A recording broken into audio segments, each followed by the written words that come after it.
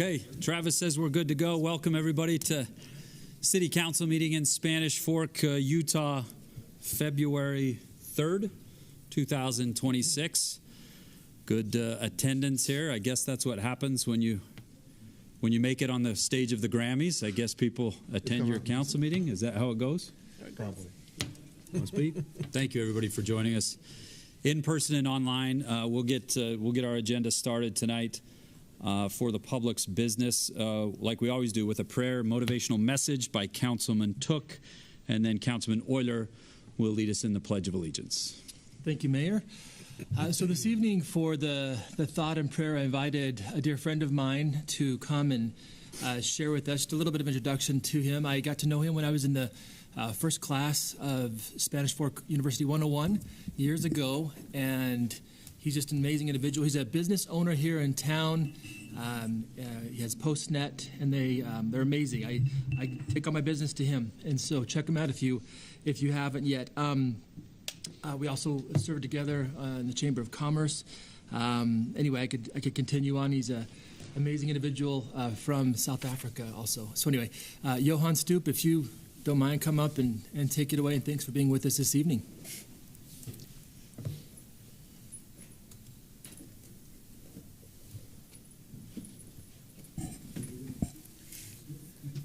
Great.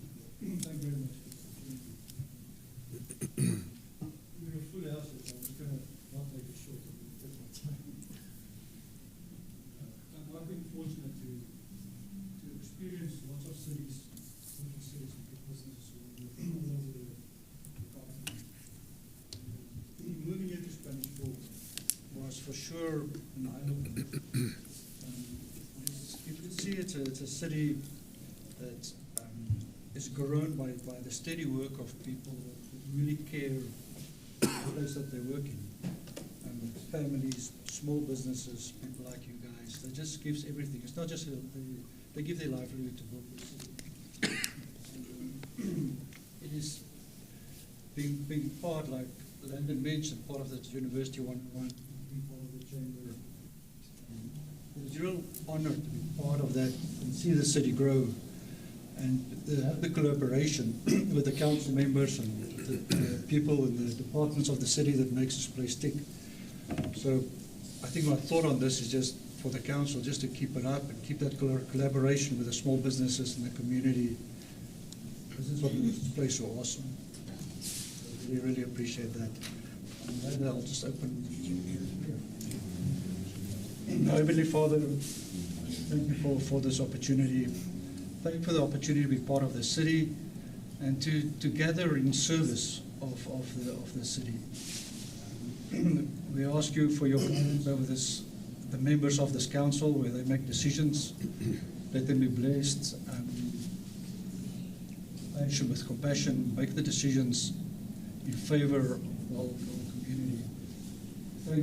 We ask you to go with be with the small businesses where they provide a service, and not just that, every member of the city and all the departments that gives their heart into the city and make it such a good thing. Pray this in your name, Jesus Christ. Amen. Amen. Thank you. Please stand and join me in the Pledge of Allegiance. I pledge allegiance to the flag of the United States of America and to the republic for which it stands, one nation under God, indivisible, with liberty and justice for all. Thank you, everyone. Thank you, Johan, and thanks for reciting the pledge. We got a couple of items in our call to order section before we get to public comments and then council comments, and Chief Matt Johnson is going to take care of, introduce us to some oaths of office tonight. As soon as Jack gets us squared away technological wise. Chief, and just yell. He does have a voice that carries. Mayor, do you have a dad joke? an appropriate No, dad not joke? one. I'm glad you clarified. Aren't all dad jokes appropriate? That's why they're called a dad joke. Well, I'm just going to speak loud. Thank you. We hear you. Okay. It's a pleasure for me to be here this evening and introduce to you one of our newest officers, Officer Cody Saxon. If you could come forward.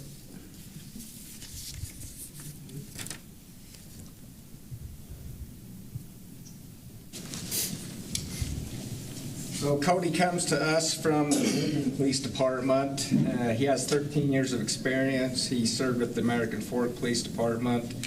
Extensive experience in investigation, field training officer, major crimes, and motors. So we also have another officer certified in motors. So next year, expect me to ask for a couple motorcycles. Nice. So he's, yeah. But we're excited to have him here. Our entire department's been impressed by his knowledge, his work ethic, his enthusiasm to serve our citizens here in Spanish Fork. So we're excited to bring him on board, and he's a great addition, great officer, and we're looking forward to working with him. Appreciate it. Thank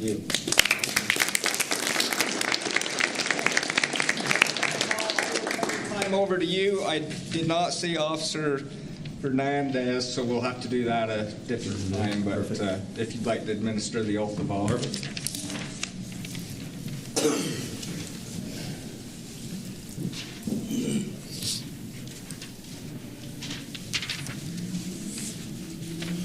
This way, Pete. How do you want us? However we end up, you'll get us. Okay. Your right arm to the square. I, and then repeat your name. I Cody Sampson, do solemnly swear do solemnly swear that I will, to the best of my ability that I will, to the best of my ability and with the highest level of integrity, and with the highest level of integrity, serve the people of Spanish Fork City serve the people of Spanish Fork City, and preserve, protect, and preserve, protect, and defend and defend the Constitution of the United States the Constitution of the United States and the Constitution of the State of Utah. and the Constitution of the State of Utah. Congratulations. Thank you.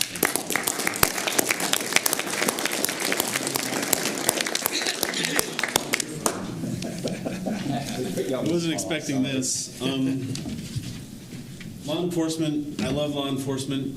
I've found that in my life it's the best way I can serve my peers, the people I live with, the people I love, and it's just so rewarding to me. So I appreciate the employment, and I appreciate the opportunity to serve here in Spanish Fork. So thank you.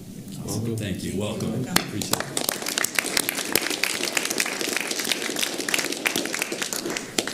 So last month, we also had a couple promotions within the police department. Corey Lewis and David Bowen were promoted to sergeants. If I could have Corey Lewis please come forward.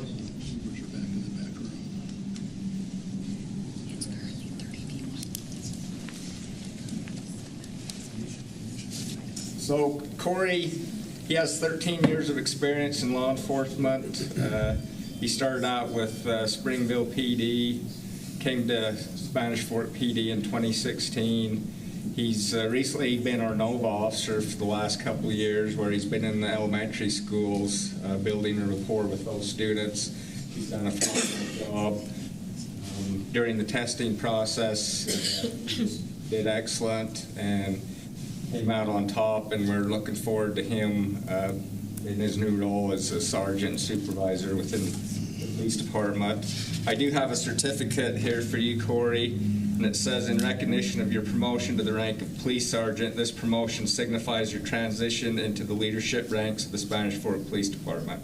As a sergeant, you are entrusted to guide, protect, and mentor those under your command while upholding the values of integrity, courage, and service. Congratulations.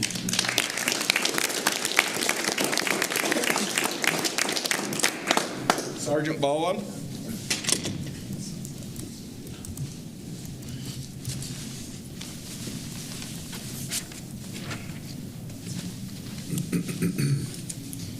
So David Bowen, 11 years of law enforcement experience, started his career with the Provo Police Department, came to Spanish Fork in August of 2017, worked patrol for several years. He's been assigned to the Major Crimes Task Force for the last 3.5 years, where if those of you that attended our awards banquet last month will recall the accolades that he received and just the great work that he's done in taking dangerous drugs off our street and just protecting our community and keeping us safe. So I'm excited to work with you, Dave, and congratulations.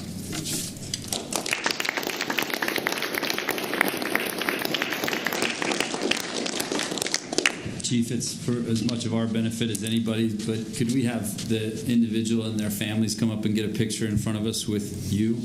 Is that all right? Yeah. So we can recognize them.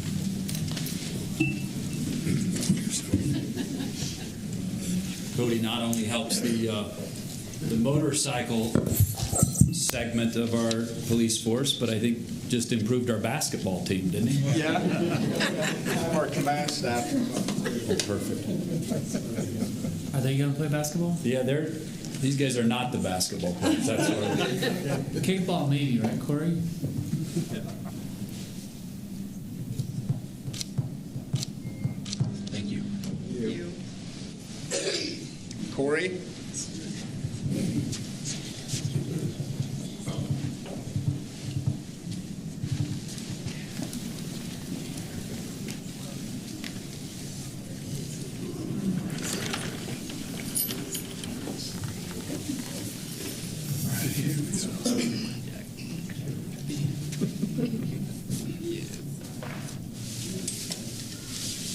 Dave?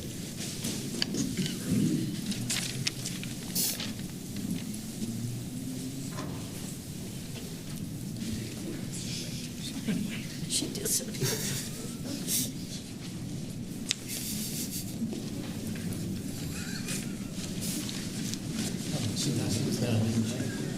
We had to get the little one.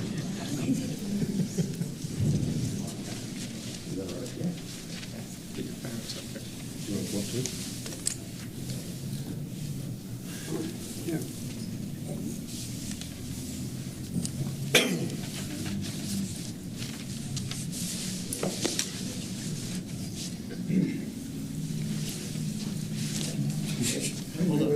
That's what I thought.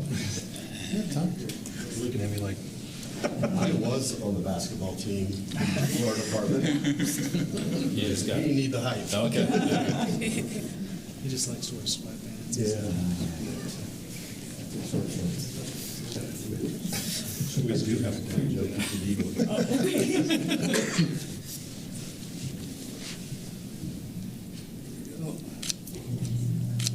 Thank you. Thank you. Congratulations. Thank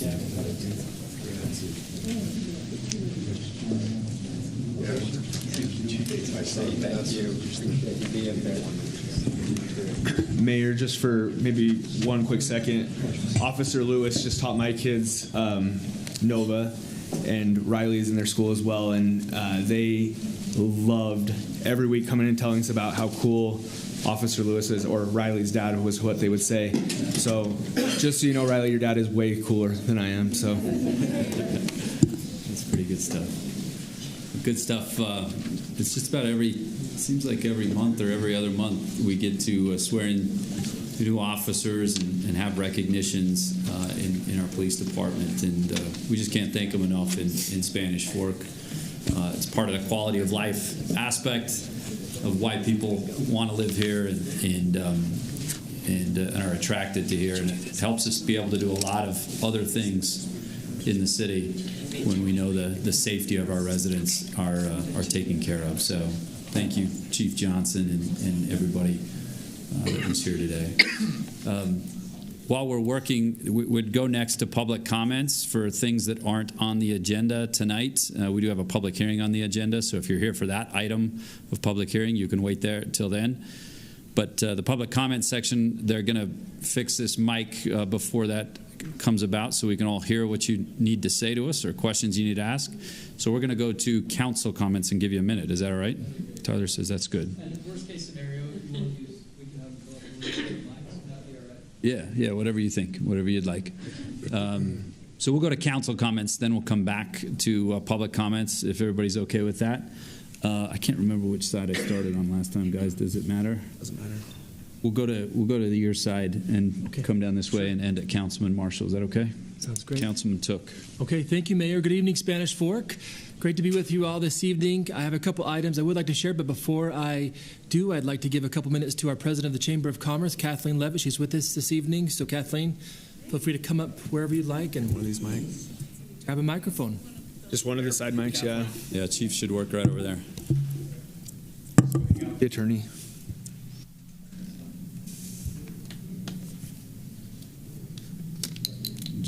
Just because you sit there, we don't give you a gun. That's not how it goes. But have a seat. Push the button. Push the button once and then it should be on. Just once. Here, mine's working. Yeah, okay. And just because you sit there doesn't mean you count the money either. Let's see. All right. Oh, there we go. Perfect. So I just want to start off by thanking you all so much for coming to our awards gala that we had the other week. It was absolutely beautiful. I was so happy to look out and see all your faces there. I know the businesses really, really enjoyed you all being there, getting to meet you and chat with you. So thank you so much for coming to that. I hope you had a really good experience. I also wanted to share we hosted the Bills and Bagels event with local legislators on January 31st. That was a really excellent turnout also. If anyone missed it, on February 28th will be the next Bills and Bagels. So it's a legislative update with Senator Mike McKell and several of the legislators, House representatives that serve this area. So it was really insightful, a lot of questions answered at that event. So the next one is February 28th. 7:30 a.m. is when they start breakfast, and 8 a.m. is when they start the Q&A. And that's hosted at the Nebo School District Boardroom. As far as chamber activities, we have our Women in Business event is coming up. Our first one of the year is February 12th. We're having a soap making class at the Veterans Center at 6 p.m. on February 12th, so that'll be a really good time. Then our new networking luncheon is February 19th, hosted at the Hampton Inn. And actually a very skilled professional is going to be teaching us about networking, and that's Mike Treasure, who works for the Hampton Inn. Some of you may know him, but he's fantastic, and so he's going to be giving people tips and tricks on how to make connections quickly and efficiently in the business community. So I'm looking forward to that. And then just today, this afternoon, we had a meeting with the Rotary Club. It's that time of year again to start talking about our scholarship golf tournament. So I spent the whole rest of the day building a website and flyers for that. So I have them here with me, but they're not professionally printed. I need to talk to Johan a little bit later on to get those. But the date is Wednesday, May 13th. At the Oaks at Spanish Fork. So we would love to have your involvement. We can chat later how we feel like that would be best, but if you would please mark your calendars so we can have your presence there, we would absolutely love to have you there to network with our business community once again. So that is Wednesday, May 13th at the Oaks, and that's all I've got for you. Thanks, Kathleen. Thanks, Kathleen. Wonderful. Thank you, Kathleen, and thank you for keeping such a great pulse on our city and sharing that with us and doing an amazing job, so we sure appreciate it. One thing I'd like to just tack on to what you said, I was so impressed by the annual awards gala for the Chamber of Commerce just recently. The manager of the 7-Eleven, she won an award and got up and shared a very inspirational story of growing up in this city and going through tough times and then, but working through those and really coming out on top. And that was just really, for me, inspirational. So many takeaways from that evening, but that was one that stood out in my mind. So anyway, thanks again, Kathleen. Okay, so just wanted to say the Miss Spanish Fork pageant is coming up, and registration for that there's 1 week from today left to do that. So if you know anyone a young lady who would like to compete, who might be, benefit from that experience, it's such a wonderful opportunity for young women to grow and to get involved in the community. And so there's, reach out to me. You can go onto their social media account on our website, variety of ways, but send anyone interested that direction. And we'd love to have them compete in the Miss Spanish Fork pageant. We have the Little Miss Spanish Fork pageant as well. So younger girls invited also. And I believe that's all I've got. So thank you, Mayor. Perfect. Hey, Thank you. Mayor, if I may just address the moving podium in the room. Yeah. Ignore it. We're trying to figure out what's going on. There's a couple of microphones that, for whatever reason, aren't working. So we're using their microphones for now. We're working on an alternative, and we'll probably poach a signal from one of these microphones that's working. But ignore the AV work that's happening and keep going. Thanks. Perfect. Should we talk slower? I think you guys just do what you do. Yeah. It's going to give enough time, is what you're saying. That's what he said. Typical. Yeah. Councilman Cardin. Thank you, Mayor. Just a couple of things that I have listed down. A couple of weeks ago, on the second day of the legislative session, we had Local Officials Day, where we had 20 of our youth from the Youth City Council come and participate with our legislators. The governor came and spoke with them. It was a lot of fun. Landon and I got the opportunity, we'll use that word, to drive them up there at 6:30 in the morning. They're not as lively at 6:30, which was nice, but it was fun. It was a really good day and a really good time. I know most of us were there up at Local Officials Day. And with that, the legislative session is 2 weeks done. Still got 4 weeks to go. Lots of bills happening. Thank you, Jack, for pulling up that picture. I thought that was going out too. But yeah, that was the group that was with us. Some of the adult leaders there as well. Really good day and a really good turnout. So thank you for those that are happening there. But again, legislative session is still going. If you have questions, if you have concerns about bills that you're seeing, there's a lot of things moving around, property taxes, different things like that. So make sure to stay informed. Make sure to reach out if you have questions to us, but also to our local officials, our legislators. This last Saturday, Councilwoman Beck and I were able, I guess it was 2 weeks ago, 2 Saturdays ago, we were able to meet with the airport patrons down at the Fit City Center and just do a Q&A, and Seth and Corey were there answering questions, and they weren't the easiest of questions. Our airport has grown pretty rapidly, pretty quick. And there's a lot of things that come along with that, and there's a lot of things that we're trying to work together on, specifically with our patrons. So thank you for Corey and Seth for being there, but then also for those patrons that are there. We have an airport board meeting Thursday in this room at 4 p.m.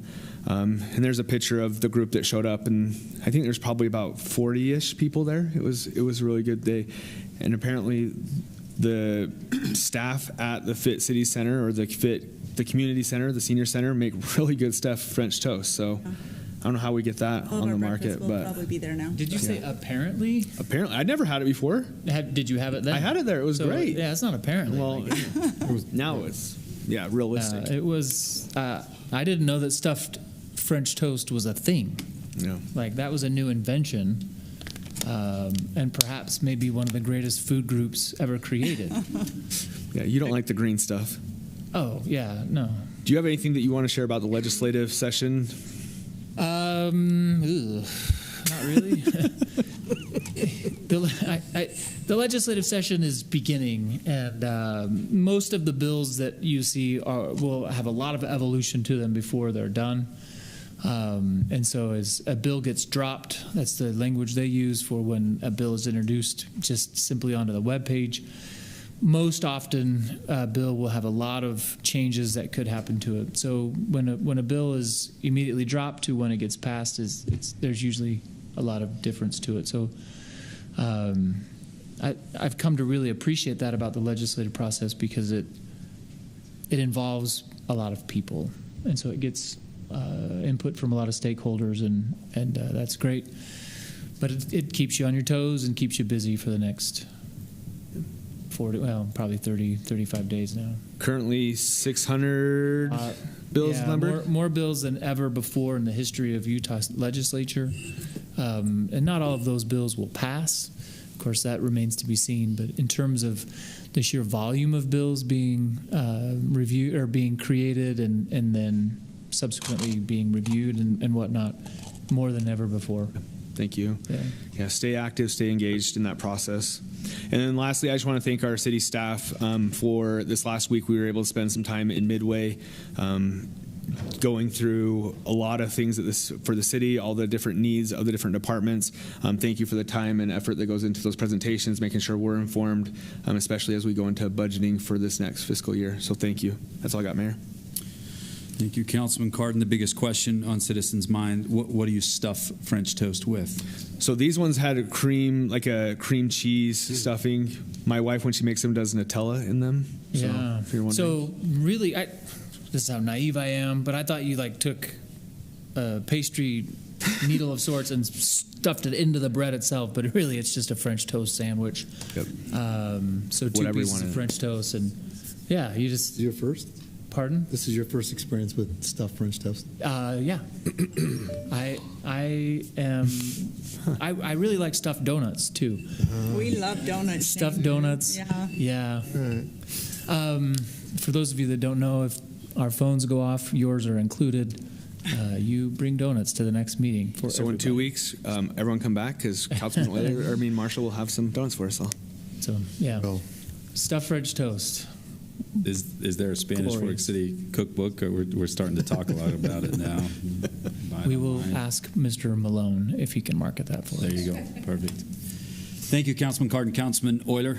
Thank you, Mayor. I want to take just a second to congratulate the Spanish Fork High School wrestling team on their divisional win this past weekend. They edged out Payson for first place, and I want to make sure the residents of Spanish Fork get it on their calendars for February 11th and February 12th. No, excuse me, February 12th and February 13th. Thursday and Friday, they'll be competing. Round one starts at 10 a.m. on Thursday over at UVU. And then the final day, the Parade of Champions, will be Friday afternoon. Spanish Fork's competing for a three-peat, which has never been done in Spanish Fork in wrestling. This would be 3 years in a row that they'd be taking state. So I guarantee the team would love to see some of the residents join them in Orem on the 12th and 13th and cheer them on. So I wanted to make sure everyone was aware of that. Yesterday I had my Mountain Eagle Water and Sumois board meetings. Those went well. Lots of changes with new council members being elected and being appointed to different boards. The one thing to make the council aware of, it was voted on and approved in our Sumois meeting for the water trade agreement, which Spanish Fork is doing with Saratoga Springs. So that was approved and went through, so that's good. Good for the city of Spanish Fork, good for our community.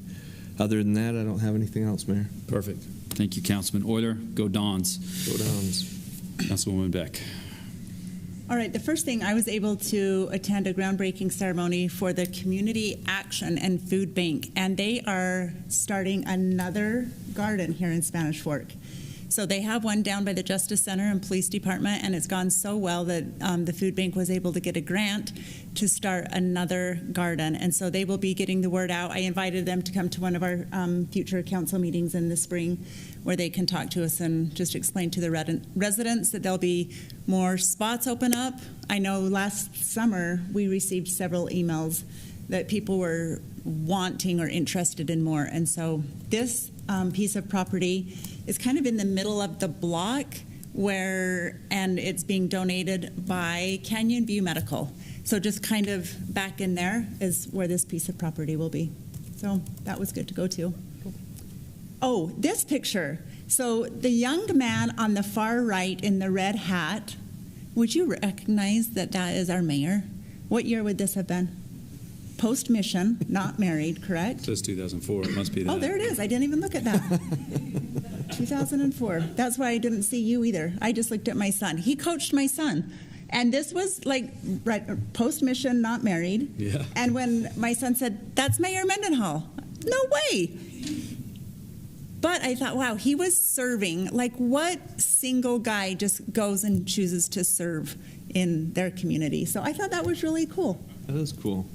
It's a great photo too, man. It's a testament to Dale has been roping me into stuff since I was a youth in the city. Are those shorts mandatory? I did ask Stacy, like, who was wearing longer shorts, the baseball players or me? You know, they're wearing full-length pants. But, hey, the Cubs. I think that was Pony League, and I think your son, Mr. Beck, what's his first name? Colton. Braden. That's Braden. Yep. Was quite the hurler there too. So we probably used him every game that we could because he was a tall kid and could throw it. So it was pretty fun. Thanks, Jack. Is he the one with the cap on askew? Yes. I don't know why. Looks like a thug. Chris's son. That's Chris. Yeah. The kid next to him is a Wilson kid that played football for Brigham Young University. So I don't know if there we go. Some other kids there that probably did some great things as well. You can skip over the local officials day. I wanted to share also with the airport board with transparency and communications.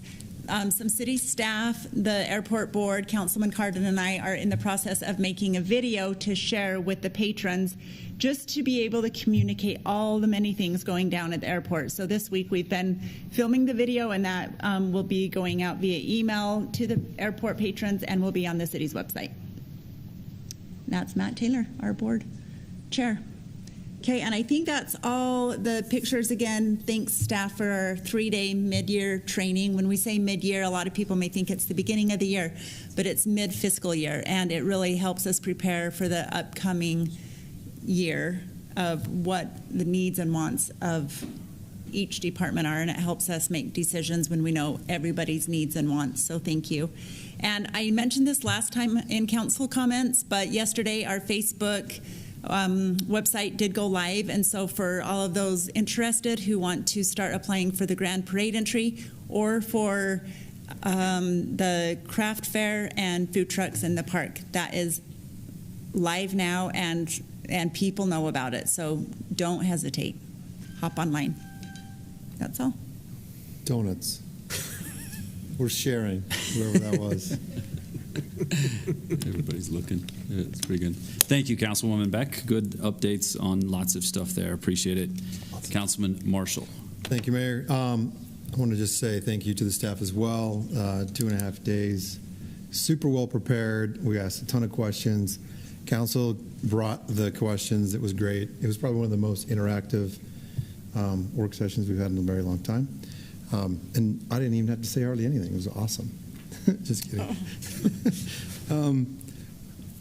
But thank you, staff. It was great. It was a good time, and it's always good to see the full families there as well. You know, for the 2 hours at that one night. We're all human. It's fun to see that it's just not work. It's a little bit of fun as well. So thank you for being prepared. Appreciate it. Attended the first solid waste district meeting of the year last week. Got the budget in the right place. I got nominated to participate in a bylaw review. Was super excited for that. So I'll report back on that in a little bit. And then, this is probably all the time I have to talk about this on the agenda. Tomorrow at the Planning Commission, our general plan is going to go before them. It came to us about a month ago. We talked about it a little bit. We posted it on the internet. I've given some comments to staff. They have not had time to make those adjustments to that plan before it goes to the Planning Commission tomorrow. But I want the folks that I have talked to out in the community to know that I've heard you, made some comments. They haven't made it in the plan yet. So if you're looking for them, they won't be there because I was I was late. Let's call it late. You were going to say derelict? I'm going to say late. Derelict is not the right word. On my duty, in my duty. Late maybe, but not late. derelict. I was late getting the comments to the staff, so they couldn't put them in there. But there should be some robust conversations tomorrow at the Planning Commission meeting. I may just send them to the Planning Commission so they know just where I'm coming from. But a lot of work to do there. We'll see the general plan in the next month or so, I'm assuming. Still a lot of work to do, but it's coming along. So tune in tomorrow for the Planning Commission discussion on the general plan. That is it for me. And if you want to stop Dave Woodhouse in the hall while he's here, Commission. We have? Tonight. Sure. He's just right over there, and he would be happy to talk to anybody about the general plan. He's like, thank you, Councilwoman. Perfect. Thank you, Council, for attending your meetings and reporting back to the public. Again, I can't say this enough about this council. They have lives and families and day jobs, and that's what public service demands. And they do take this job seriously too, and do a really good job in getting to those places and reporting back on a host of important things that just make our community better. So thank you for that. Get it out. Yeah, a lot of what's been said tonight, I won't belabor, but thank you for the mid-year session that we had as a council and the city staff to go over a lot of things. It really does set the table for what we do the rest of the year and in specific departments of the city. Jack, I think I just pass this over to Jack, and before I do, say I got some media people that came and talked to us yesterday on kind of the fly, and it's usually when there's cameras down in the arena here in Spanish Fork, it's sunny and the dirt isn't covered with snow, and that's the way it was yesterday. It was kind of weird, but it's the middle of February. We're used to cameras being down there in July, but there were cameras down there in February. Appreciate them coming out. Appreciate staff working with them too. It's not lost on me. Those folks from the media did say, tell your city staff thank you. They're always good to work with.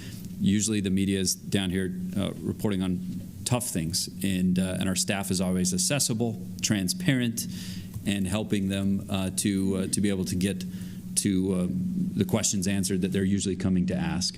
This one was a little bit funner in that they were asking why a worldwide celebrity wore our hat, and Jack did a great job in explaining that and sharing that. So I'm going to pass some time to him in case you've been living under a rock and haven't seen the last couple of days of Spanish Fork City.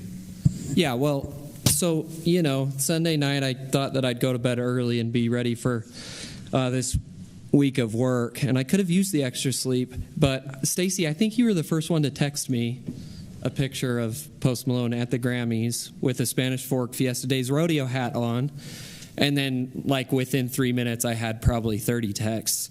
I wasn't watching the Grammys. I wasn't either, but I hurried and flipped it on. Amazing. Yeah. And so, it's been a real whirlwind since then. I'm kind of wondering how many cities, period, or rodeos, period, have been represented at the Grammys. That number is probably close to 0.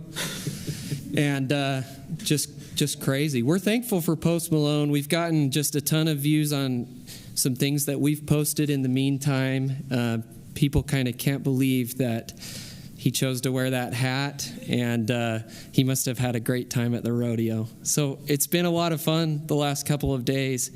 We're getting just tons and tons of messages from all over the place. And hopefully he's watching this council meeting right now. Probably is. Probably. Yeah. And so it's been awesome. Thank you. Let's talk about how we got the hat and if anybody else could get the hat. Mayor? Yeah. That's what's on everybody's Is that what everybody's mind, right? Inquiring minds are wanting to know? Yeah. A little bit on the fly of that. That wasn't a planned in advance event like cities usually try to do. You see how much work is put into all the events that the city pulls off.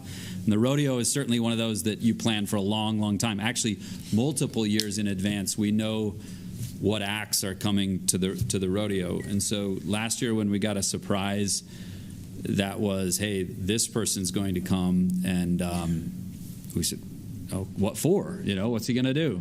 And but what a gracious guy. Loves Utah, obviously, is all around the state, and just wanted to hang out and meet fans down here, which he did. Thousands of autographs, thousands of pictures.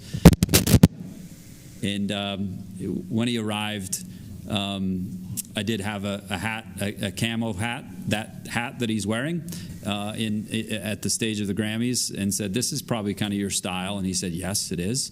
And he was very grateful for it. And then I handed him a buckle, too, and said, hey, he's got on something, so I hope you guys. We gave him the buckle, too. He took off it.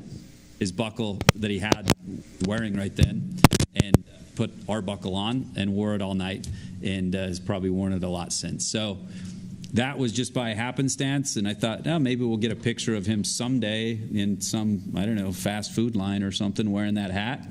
But it was on one of the biggest stages in the world, so very cool. The media asked, what do you think he meant by it? I think he meant that the Fiesta Days Rodeo is a really cool place and he had a good time. And the answer is yes. We're looking into now a pretty famous hat, getting more of it. So stay tuned. That doesn't happen overnight either. Probably are places that have popped up already that say, buy this hat. Don't do it, right? Vaughn would say, don't do it. You can do whatever you want, but that's not our hat. So anyway, yeah, we'll keep you updated on when more of those are available. Could take a little time, but they'll be available. Okay. Awesome. Did not have on our bingo card that would have to restock Fiesta Days Rodeo hats so quickly. Those are in demand in July, usually not in February. We'll go to, are we ready for, staff is usually long-winded. We can go to staff comments if we're still waiting for public comments. You want to do that? We're getting that nod? Okay, so staff reports, and then we'll get to public comment after that. We should have a mic ready. Did you catch? We're going to use Dale's microphone over there and maybe just have people stand at Dale's microphone. Corey, if you can put that up. It's a little bit less than ideal, and I'm embarrassed, but we're just going to use that one. If that's all right. Because, yeah, we're just going to adjust. But we don't have any staff reports, Mayor. I feel like we reported on it last week. It's been reported. Okay. So no changes since last time we met. So perfect. Seth, okay, we'll go back to item number 4 then, public comments. This is a section for the public to come up, ask questions, make comments to the mayor and city council. Jack will let us know when we get close to the 3-minute mark so we can be fair to everybody. Again, this is not for items that are on public hearing, but any other item that the public would like to come up and talk to the mayor and council about, please feel free and come visit our friend Dale Robinson over there to get on the record. Other part of that, please, so Tara gets it, state your name at the beginning so we can get your name and get the record correct when you come to speak.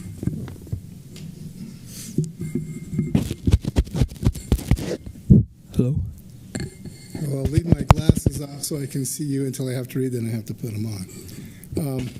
My name is Kevin Badsgard. I live on 1215 West South. 30 years ago, we moved to Leland from the city of Springville. We were excited because we were out in the country. And I don't know how many of you remember when 900 South was almost a dead-end street. The only way you could get to town was to go back to around the sugar factory or go around IFA to get to town. And then we became a thoroughfare when we put in the bridge down past the school. Anyway, when I was thinking about what I was going to say, the thing came to my mind, this old song. Most of you are too young to remember Jim Croce. He was a singer-songwriter in the 70s. He died young. But the words to one of his songs came to my mind. It said, you don't tug on Superman's cape, you don't spit into the wind, and you don't steal a mask from the old Lone Ranger, and you don't fight with City Hall. So that's about 6 weeks ago, my wife and I came home late one afternoon. I don't remember where we were, but there were two guys out in front of our driveway on the corner, and they were drawing a big circle in the ground. It was about 10 feet in diameter. And we stopped and said, well, what are you guys doing? So we're just measuring for the new poles that are going in. I said, we just got a new pole. And they said, well, there's a new project coming into town, and there's going to be a pole here, and there's going to be another pole down there on the corner. And I own the whole stretch. And we said, well, what is this? He says, this is a big project. It's been ongoing for a long time. you should all know about it. You're supposed to put flyers on everybody's door, and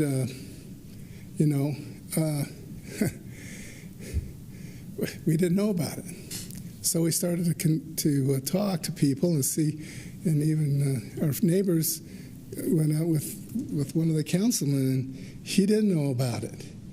But there's going to be a major line going down through our little neighborhood on a road that's hardly just an improved cow trail. That's what we found out.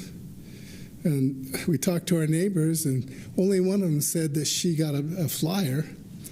And she said there was an old guy and a little girl came talk to her, and he says, well, do you mind if we put a pole line down in front of your place?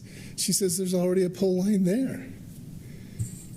Anyway, what we found out is the flyer was where they don't want to meet with the neighbors. Neighbors, we've all talked about this thing. What it is, it's a high-power electric line. You're going to wheel a lot of power down that line. It's going to be 50 feet from my bedroom window. And the poles are 100 or 90 foot, some of them are 8 feet in diameter poles, steel, coming down our little street. And I can't imagine why they're doing that there. So do you guys know about this?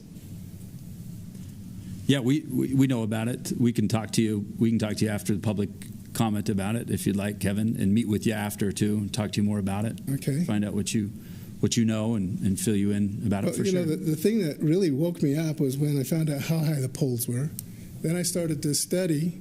I looked up the effect of power lines on property, and they said that power lines. It was a big real estate study that was done. Power lines, depending on the size and the location, can affect your property value from anywhere from 5% to 45%. And there's 33 houses in our little neighborhood, and if you take every one of them, take 45%, if they're those big poles and they end up in the middle of their yard, it's going to be a pretty big hit, because our houses are basically our major investment in our properties. So I just think that this needs to be thought through. They say it's a done deal, and the guy's been out there, but this flyer didn't have anything on it except this simple stuff like, oh, we're going to put some new poles in, they're going to be higher, and there won't be any change in the power now, but the big poles are going to wield power clear down to the new Spanish Fork substation, and then across the freeway to the substation on the other side that's going to go out to the rest of Utah County. So whatever number of people are going to move in out there, that electricity is going to run right in front of all of our houses. We're upset about it. Love to talk to you individually about it, Kevin. SUVPS line that we're a member of, so it's not Spanish Fork line. It's SUVPS, which is more than just our city, obviously.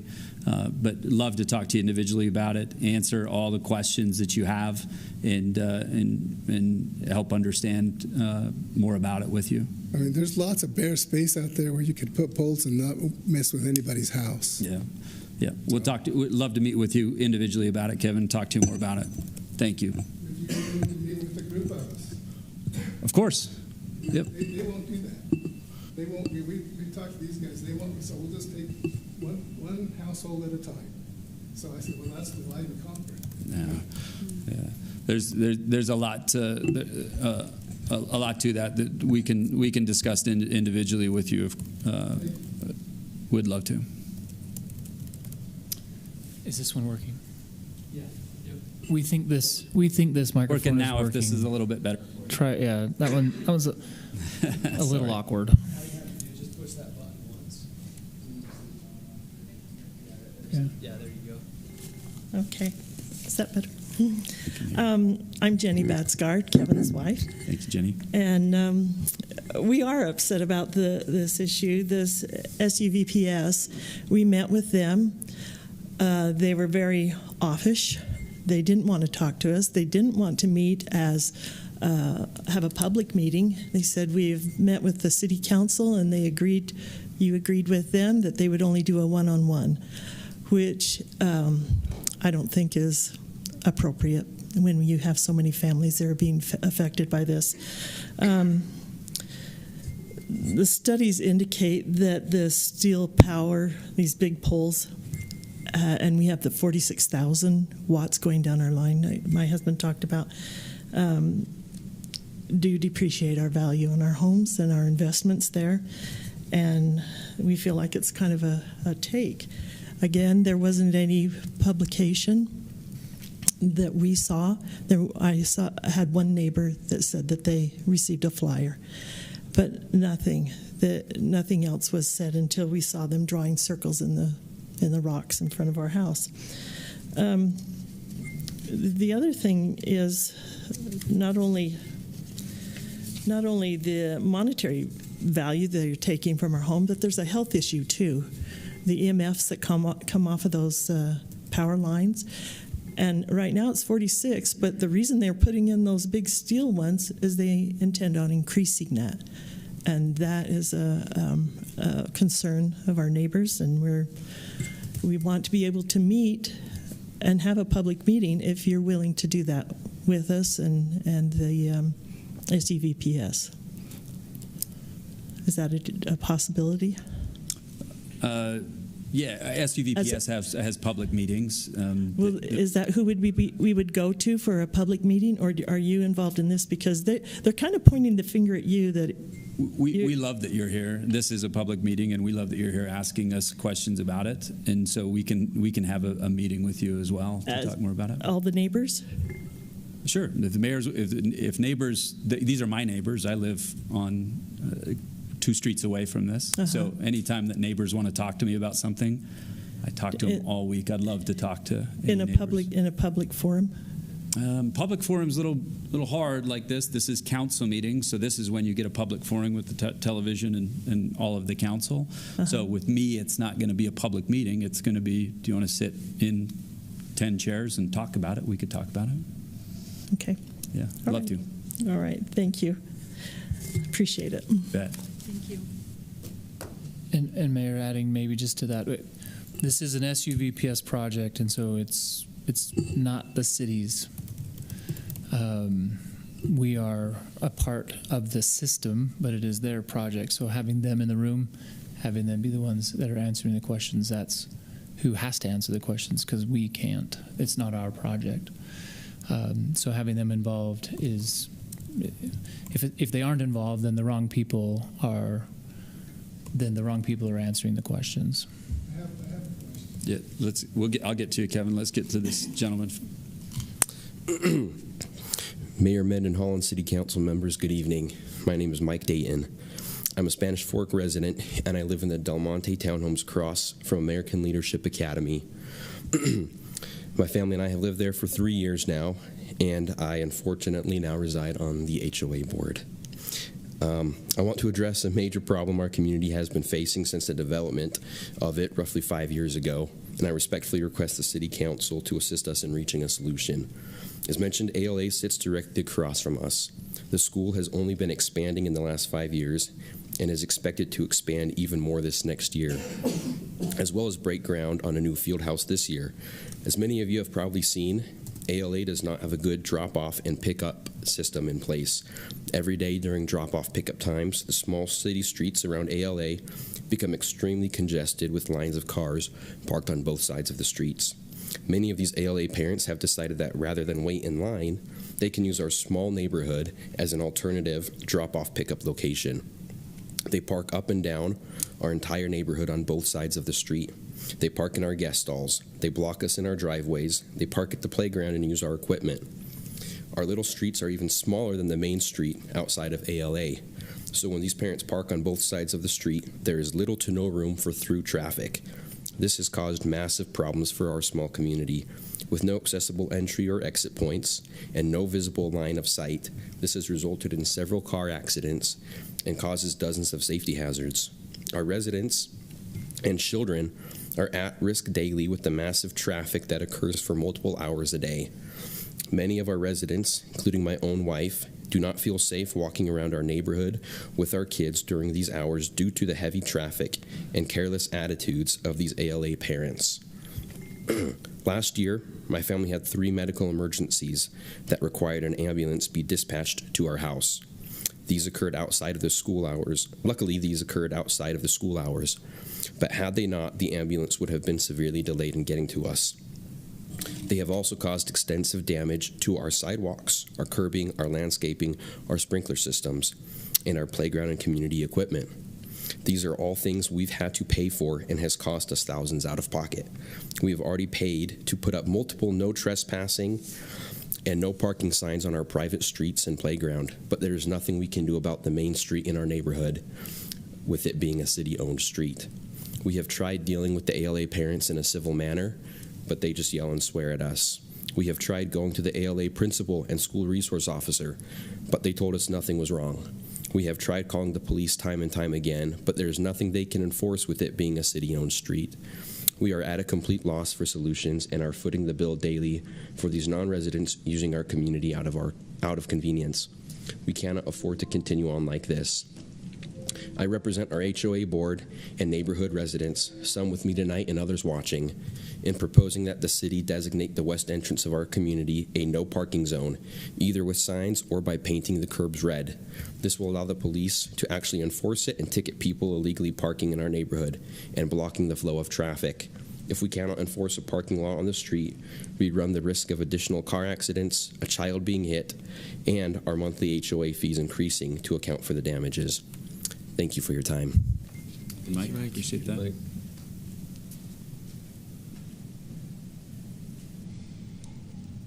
Anyone else for public comment?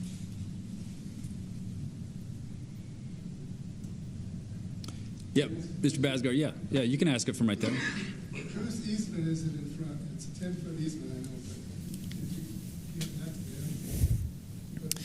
there. Yeah, I believe the easement would be SUVPS's. That line that is there today that they're replacing is an SUVPS line. It would be a historical easement, and I'm looking at my public works director as well. It would be a historical easement for that. I don't know. It would be their easement, so I don't know. These lines are going to be wide.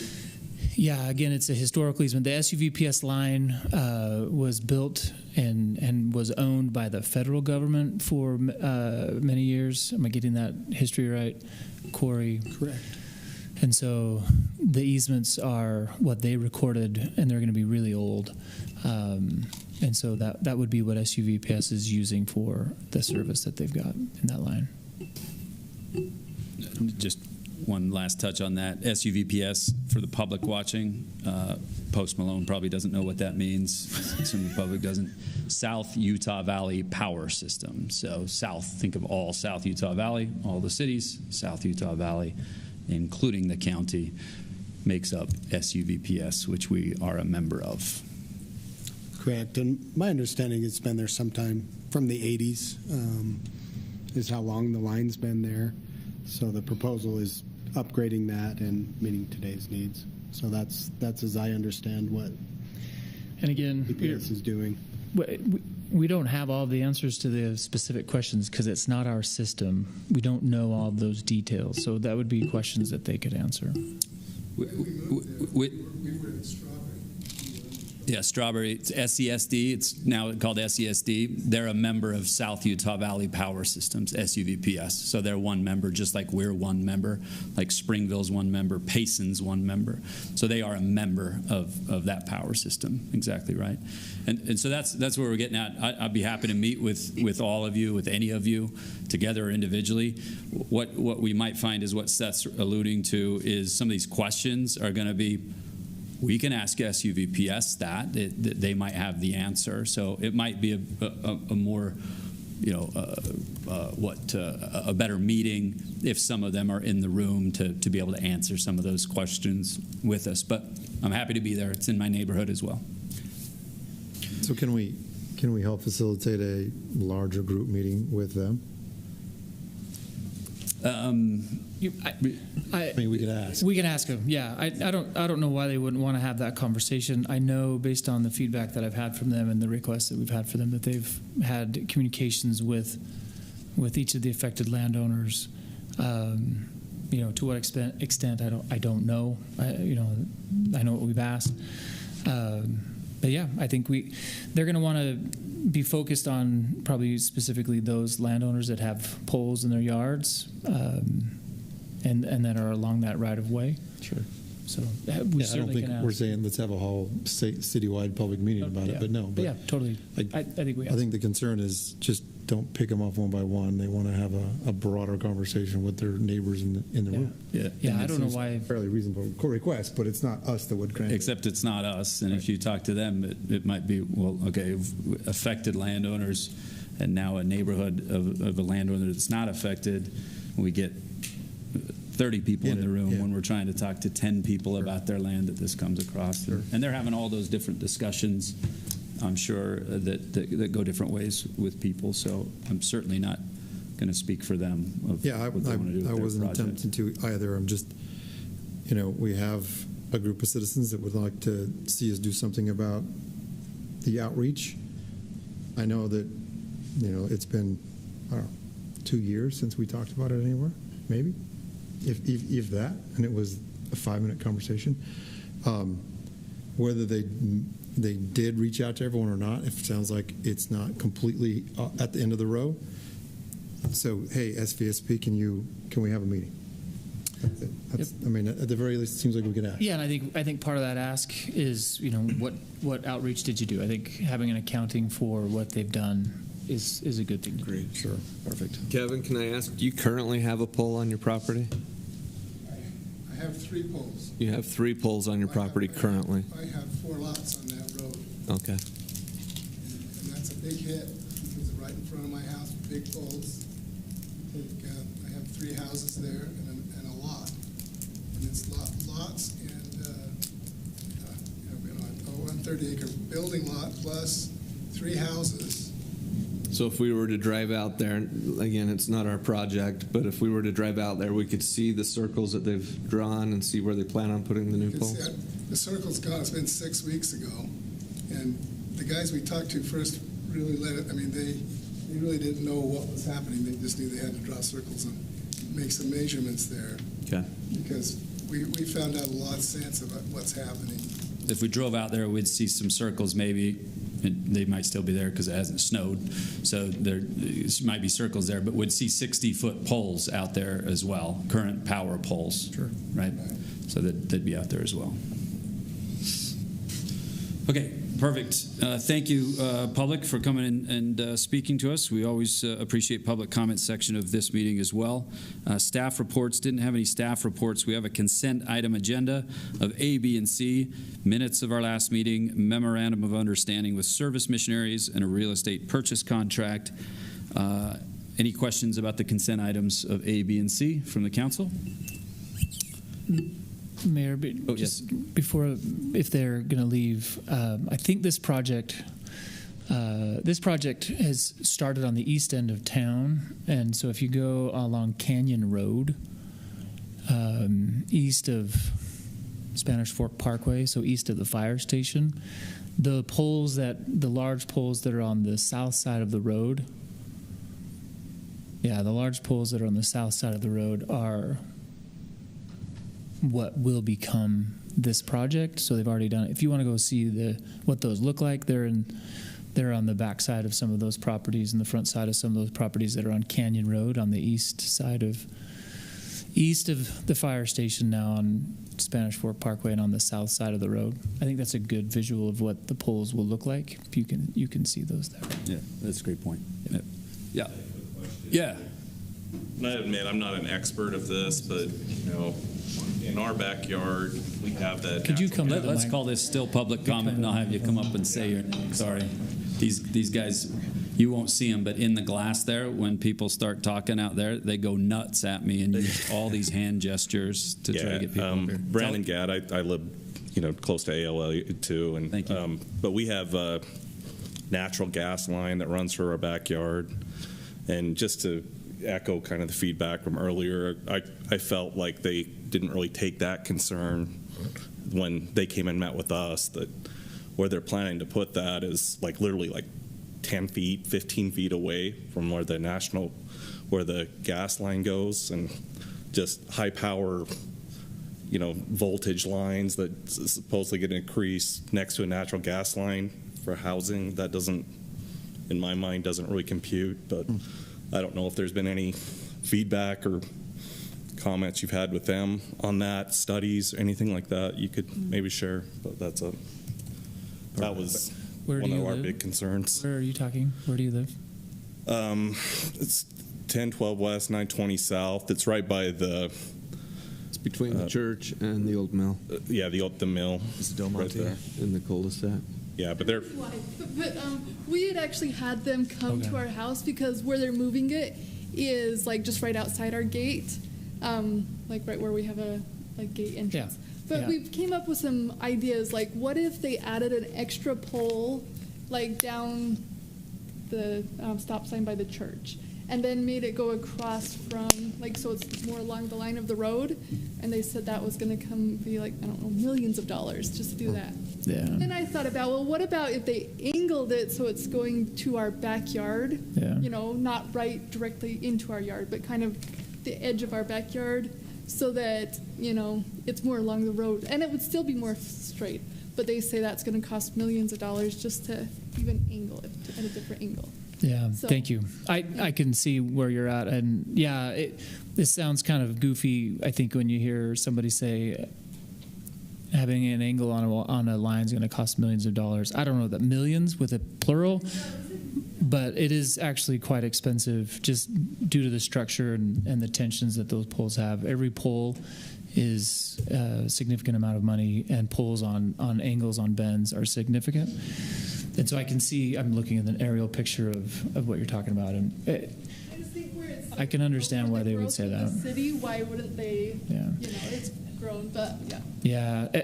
So again, this is their issue, but straight power lines are cheaper, and so as they're building a system, they're always going to look for first the least expensive. So I can see that. Where it's Okay. growing, you would think they would. Yeah. That's my issue with it. Okay. Thank you. Lindsay, yeah. Brandon and Lindsay, right? Yeah. Thank you guys for coming. Appreciate it. And Mayor, before we leave that totally, if we can give, Mike came up and talked, and then we're not addressing him at all. Like, what's the best way for him to get our? So Mike, you're the HOA. There you are. Yeah. It's like, where did you go? I've got some notes here. I'll visit with our staff tomorrow. Probably have someone from our traffic as well as our police department reach out to you in the next few days. Look at the issue, and I think you've got some good suggestions there. But we'll work out. We'll try to figure out what we can do out there. 3 o'clock. Just have them come at 3 p.m. Right. or 8 o'clock, right? Yeah. Schools. Then we're good. Schools are tough.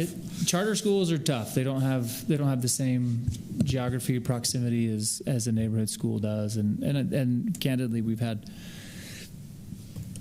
this same issue about the charter school, the ALA there, since it was built, 15 years ago. So it's been there a while. Yeah. There's nothing that we're going to be able to do with that, but we just want them out of our little town neighborhood.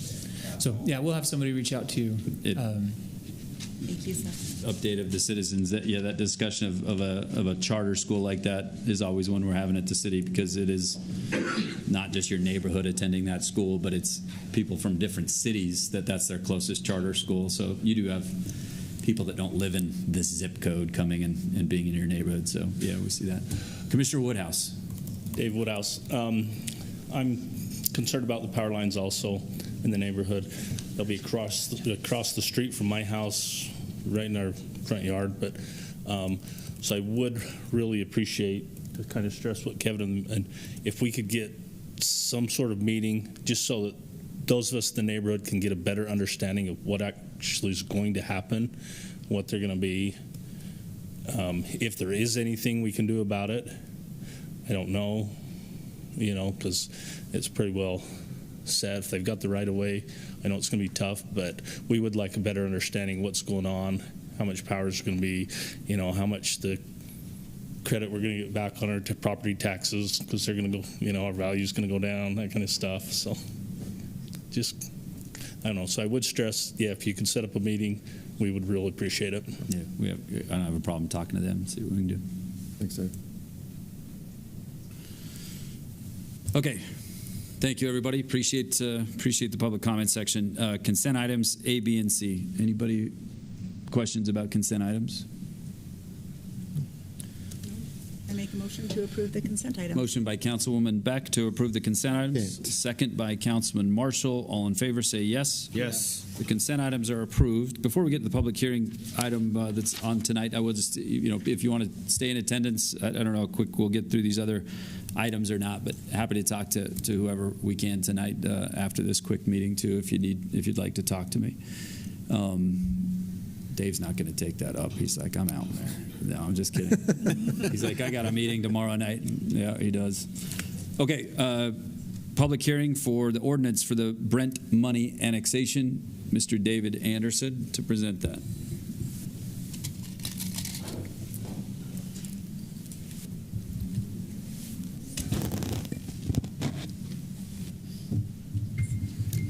Mr. Mayor, thank you. Down a remote jack, so can you go next slide for me? Yes. The Brent money annexation includes just over 220 acres, shown here in the yellow. It's on the north side of State Road 77, immediately east of the property that's being developed as Stockman Flats. You can kind of see with the bigger image there, it shows up better at least, the current city boundary. It's kind of the heavy dashed line that is almost accurate. It doesn't include the recently annexed Swenson annexation that's on just the south side of State Road 77. Hey, thanks, Jack. Go over there.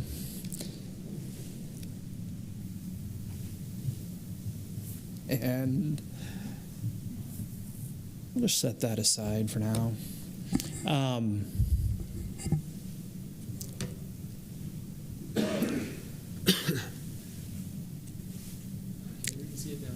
Yeah, you know what? Let's just take a quick look at this. Beautiful picture. This is the subject property. So Mount Timpanogos is on the upper left-hand side of the image there. So this picture is taken from the southwest corner of the subject property right at State Road 77. The road that you can see there is an entrance road to Stockman Flats that was built partially on the subject property. And again, just there by way of another image to provide some orientation for what we're talking about here tonight. Annexation plat. And by way of how we got to here this evening, the annexation petition was received from Mr. Money back in May. Then in July, the Development Review Committee recommended that the annexation be accepted for further study. The City Council followed also in July and did that very thing, accepted the annexation for further study. Shortly after that, the annexation petition was certified and we sent notices of a protest period. That protest period ended in August, and during the protest period, Springville City filed a protest of the annexation with the Utah County Boundary Commission.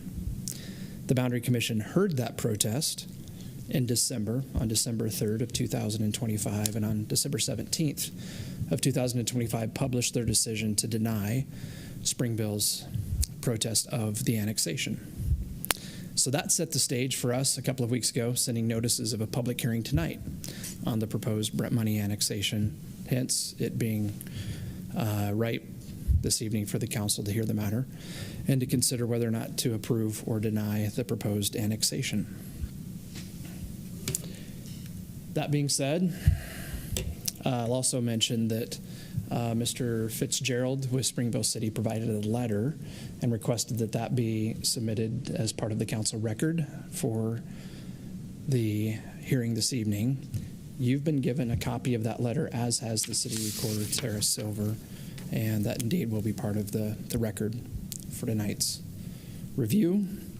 That all being said, I'm being rather succinct with what I've presented so far. I'm more than happy to answer any questions that you have. You know that this is something that's been discussed in multiple meetings at various levels of specificity and detail. So for this evening, I want to be clear that staff has recommended that the proposed Brent money annexation be approved by the City Council based on the findings that we've included in the staff report, which are also shown here on the image that we have on the screen. And we're zoning it. What is the proposed zone? Thank you. So the ordinance identifies the rural residential zone, and that is staff's recommendation that it be annexed with rural residential zoning, which would mean that there would be a subsequent step, one of a few steps actually that an applicant would have to pursue prior to being able to change the use of the subject property. That's something I've discussed with the applicant, Mr. Money, and he didn't express any significant concern about that, at least not to me. And I know the report is around the rural residential zoning, but in that area, there's probably a high likelihood at some point that that could become industrial. And by all accounts, it looks like we could service that still, correct? That's my understanding, yes. In fact, relative to future land use, I'll just mention, Mr. Marshall mentioned that we're working on an updated land use element for the general plan, and the draft that we'll present to the Planning Commission tomorrow night, as this property has recently been included in the city's annexation policy. It identifies the subject property as industrial and environmentally sensitive areas, similar to what was done with the Stockman Flats property or the GWC annexation to the west. And that staff's recommendation for that would be that the general plan identify the property, that part that can be developed as industrial. Yeah. Dave, I didn't get a chance to watch or listen to the Boundary Commission's decision. In that meeting and with that decision, do you know what the vote was? Were there any concerns that were raised by any of those commissioners that we should be aware of? I know what the vote was, just because I happen to have a record of the decision here in front of me. It was not unanimous. I believe there were two votes in favor of the protest, is how I would describe it. The remaining commissioners voted to deny the protest. Mr. Piquel was there representing the city, and he can definitely do a better job of answering all things related to that meeting than I can. Vaughn, were there any concerns that we should be aware of? The primary concern was that this area was in both cities' annexation policy. It was recently added, as you recall, back in November to Spanish Fork's annexation policy boundaries, just so that we wouldn't foreclose any possibility of doing the annexation. That's a requirement for annexations. Let's see, what else? Other concerns? That was primarily the major concern, is that it overlapped. It should be noted that there are already the city's annexation policy boundaries overlap quite significantly, hundreds of acres, and there have been, I think, 6 annexations in the recent past, just the last handful of years, that have been in both cities' annexation policy boundaries. So this isn't anything, including Stockman Flats. Perfect. Thank you. I think I want to just add one thing to this slide here, and Dave, you can maybe give the dates, but there are a few milestones that I want to make sure very clearly are identified that are not on this slide. With the protest period ending, that Springville did protest, that there was a Boundary Commission hearing that was eventually noticed and held by the Boundary Commission in December. They met, I want to say December 16th-ish, but somewhere maybe December, no, it was, yeah, earlier, thank you. December 3rd was the hearing, and then they published their decision. 17. Thank you, December 17. So those are 2 milestones as well that are added. Frankly, in our history of annexations, we've never had those steps, those milestones be added. And I think Mr. Piquel did a really good job of speaking to the annexation history of this area in that boundary discussion, in that boundary dispute discussion with that commission. the history of this area includes overlap that probably goes back to at least 2010-ish. And at that time, it's probably fair to say Springville brought their boundary south of Highway 77. And as I've had conversations with their staff, they specifically wanted to have the possibility of touching the airport, the Spanish Fork Springville Airport at the time. So ever since that time, we've had overlaps. And as Vaughn said, we've had overlaps that have not been protested. More recently, we had a very specific annexation that went north of Highway 77, at which time we invited the applicant of that annexation to go to Springville and study the matter with them, that we were not interested in going north of the highway because that was very specifically in Springville's declaration, and that we had never considered going north of the highway. At that time, after several months of study, perhaps better part of a year, their study identified that it would cost an additional $15 to $20 million for utilities to be brought to that site, whereas our utilities as a city were across the highway. So at that time, Springville, in whatever decisions they made, indicated that they would not protest an annexation should that applicant come to the city. And then many of you, I think, were on the council in 2023 when the applicant GWC petitioned to annex into the city. That's not on this timeline, but I think that's part of the history of this. And at that time, we did study that annexation. Springville did not protest it. And then ultimately, you annexed that property, and they have since, some properties within that annexation have begun to develop and have been connecting to our utilities as they would through development. Yeah, thank you for the history. Yeah, it does. Anything else, Dave, you wanted to touch on before public hearing? That's it for me. Before we go into public hearing, if the applicant's here and would like to speak to it, we usually have the applicant take some time if they would like. He would like to limp his way up here. Mayor and City Council, thank you again. I don't want to rehash issues. I think I've been pretty clear of my desires as the real property owner of being annexed into Spanish Fork, and I think I've given you clearly the reasons why that is. If you did not get a copy of the Boundary Commission report, I have a copy. I would love each of you to have a copy.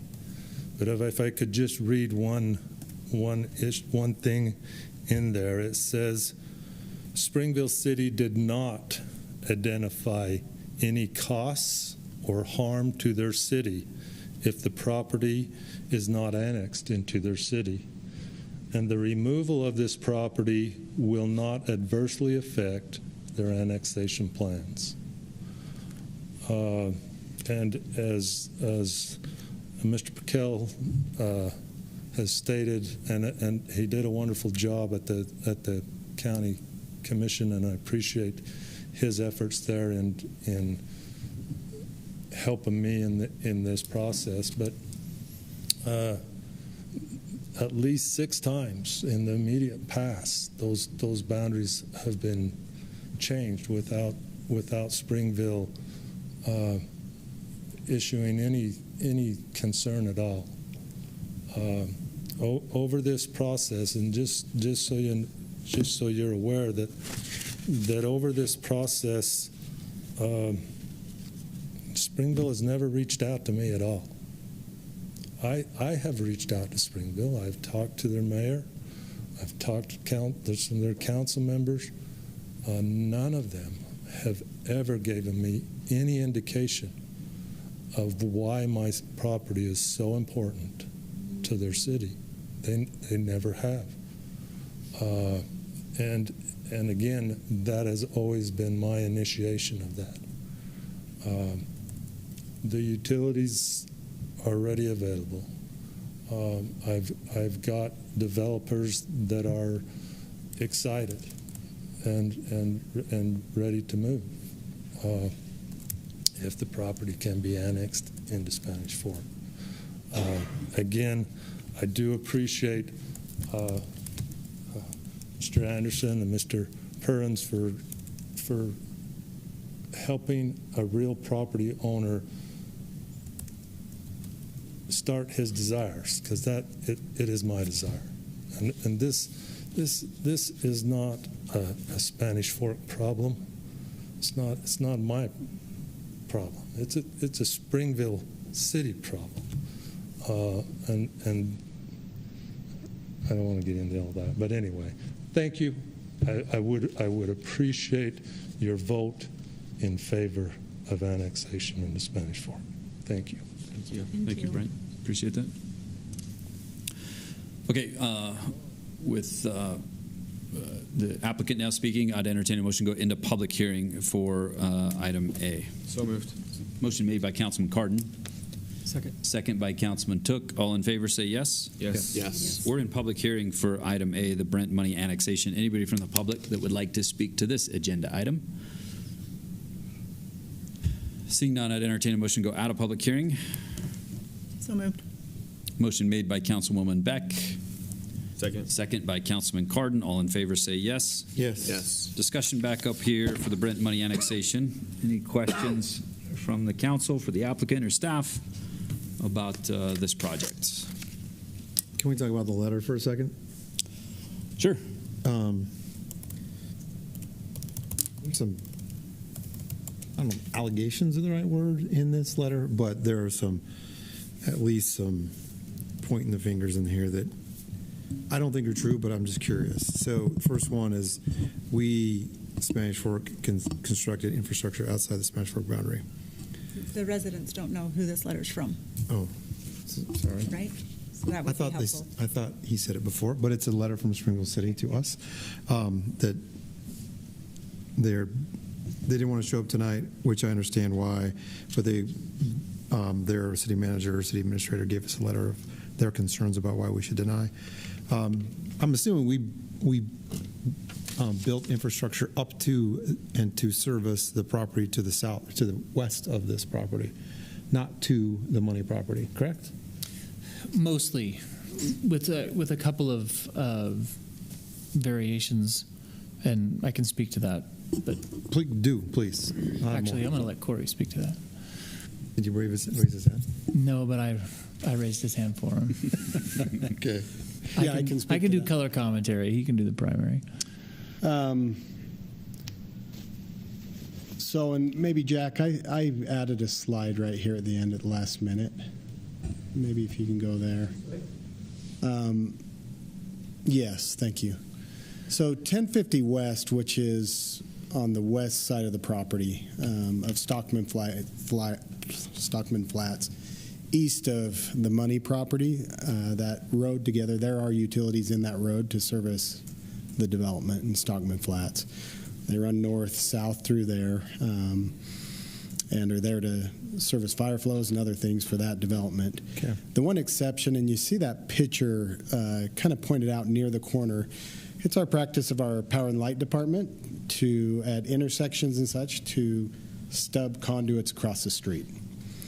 They did that in their normal practice, not thinking about boundaries, I would guess, and somewhat just getting across the asphalt with the intent to have some empty conduits should they ever be needed. So that is what can be seen on site with a conduit sticking up in that area. I think they got permission from Mr. Money to work there and then to have it come to the end of the asphalt, and then they just stubbed them there, just for that typical design that they do. Any other utilities are not stubbed in or designed for it. The gas line as well, which we don't have much involvement in that at all, but they'll continue to run that on. at some point in the evolution of this annexation, and in some point in advance of this annexation, the property that's in this image that you can see is experiencing development had been looking for a substation site. And the parcel that is to be annexed is kind of the long, narrow piece in the middle right of the image. At a while ago, that was a very high likelihood possible site for a substation to be. I cannot speak for the staff member that worked on these plans in the development of the electric plan design, but I can imagine that in his head I thought, well, if there's going to be a substation there, we'll need some conduit there. Mm-hmm. Candidly, we shouldn't have put those stubs in. They are only conduits. They shouldn't be there because at that time it wasn't in the city. It's normal practice, as Corey said, but they shouldn't be there. Does it hurt to have them there? No. There's nothing in them, and they're just conduits that would eventually could eventually connect, but are not there.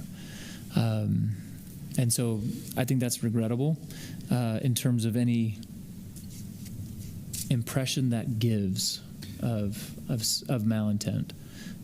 That's regrettable. Sure. But that was not the case. Again, in the early development of any parts here, the land to the west of this was looking for a substation, and this was a possible site. I'm not saying that like it should have been or could have been or has been that way. I just know that once upon a time, those landowners were talking to every landowner in the area, and our power folks would certainly have been aware of that. So I can see that being a possibility of why he would have thought, oh, well, maybe there's going to be a substation there. Sure, but I get that, and so it's only those power conduit and this specifically what you're seeing here is a broadband conduit. There are no other utilities, city utilities stubbed there. Power or gas might be stubbed there, but that's not ours. Yeah. All right. So it would be a shock to me if the Boundary Commission said, "Hey, there's 2 conduits here, so clearly that should go into Spanish Fork's property." Right. Into Spanish Fork. That doesn't seem reasonable or logical to go with that paragraph that's in this letter. So. All right, that's one. It's tough to. Yeah, it's probably more notable to that there are. If you on this image, you can see kind of a dotted brownish line that's going up and down on the image, and then that goes north, south, and to the east. Not really, but basically following that line are our utilities. Mm-hmm. And so you can see some of them highlighted in some colors. But we have now utilities on the west and the south of that property. As we should, because we're trying to service what was Spanish Fork. What is Spanish Fork? To the south and to the west. And to the west, correct. Yep. The reason I'm pointing these out is because this letter feels like it's we had some malicious intent when we annexed the property to the left, to the west. Man, I'm struggling today. To the west, that we were. I know for the first time. Yeah, it's just throwing me off. So thanks, Seth. That is wrong today. That wasn't the intent. We did not have a discussion about annexing the Money's property when we did the other one. So we weren't looking to grow our city on the backs of Springle City. The next item is here is we upsized our utilities to accommodate for the Money property. I'd be glad to talk to that as well. Yeah. That's not the case. If you look at the image up here, you'll see kind of the loop where the road is. There, the water line's a 12-inch water line there, which is larger than our minimum 8-inch. The design to that is for fire flows for these very large buildings. That's been in the works all along. Knowing that it's a 12-inch and our master plan lines there on the highway, on the south side of the highway are there. If development's similar on this parcel that's being considered for annexation, we're confident that we could hit the same fire flows in the analysis that we've done on the Stockman Flats property. We typically don't look at properties like 2 or 3 buildings are on fire at the same time. We look individually. So that line is larger than our typical minimum, but it's due to the industrial development and the nature of that property being very large square footages with very high fire flows. Other utilities, sewer, for example, the Stockman Flats development built a sewer lift station. The design in that was an assumption that the design team made at the time for Stockman Flats. As we gather more information with that development, that may have to increase, it may have to be upsized. As adjacent properties, either east or west here, develop, that'll be a new study. What I can say is we're confident that the infrastructure along the south side of Highway 77, there's a sewer line there that could handle flows coming. And a larger lift station that's just off the page to the right on the south side of the highway has capacity for expansion there. So there's still more analysis to service anything outside of Stockman Flats from that end that needs to be done. Could they talk to the developers of Stockman Flats and tie into that sewer lift station? Potentially, depending on the intent of what there is to service. So those are the main utilities. Other than that, pressurized irrigation's the minimum size. Sewer is, again, just that lift station is, there's further study to know details of how to service. So the infrastructure's close, it's there. It's not sized for them necessarily. They're going to have to do their own study to figure out whether or not they can tie into it. Yeah. But bottom line, it's close to tie into. Yes, and depending, I mean, just the nature of industrial, you might have a warehouse that has very little needs. You might have a manufacturer that needs large. We talked about power in the work session. Depending on the ultimate land use there, yeah, there could be other infrastructure needed, less intense use of water or sewer. Very likely is just fine as it is. So it's hard to know until you're ready with a user and have development plans. It's RR, or would be RR. So we haven't tried to size anything at this point. We've just indicated that their utilities are closer than the east side of I-15.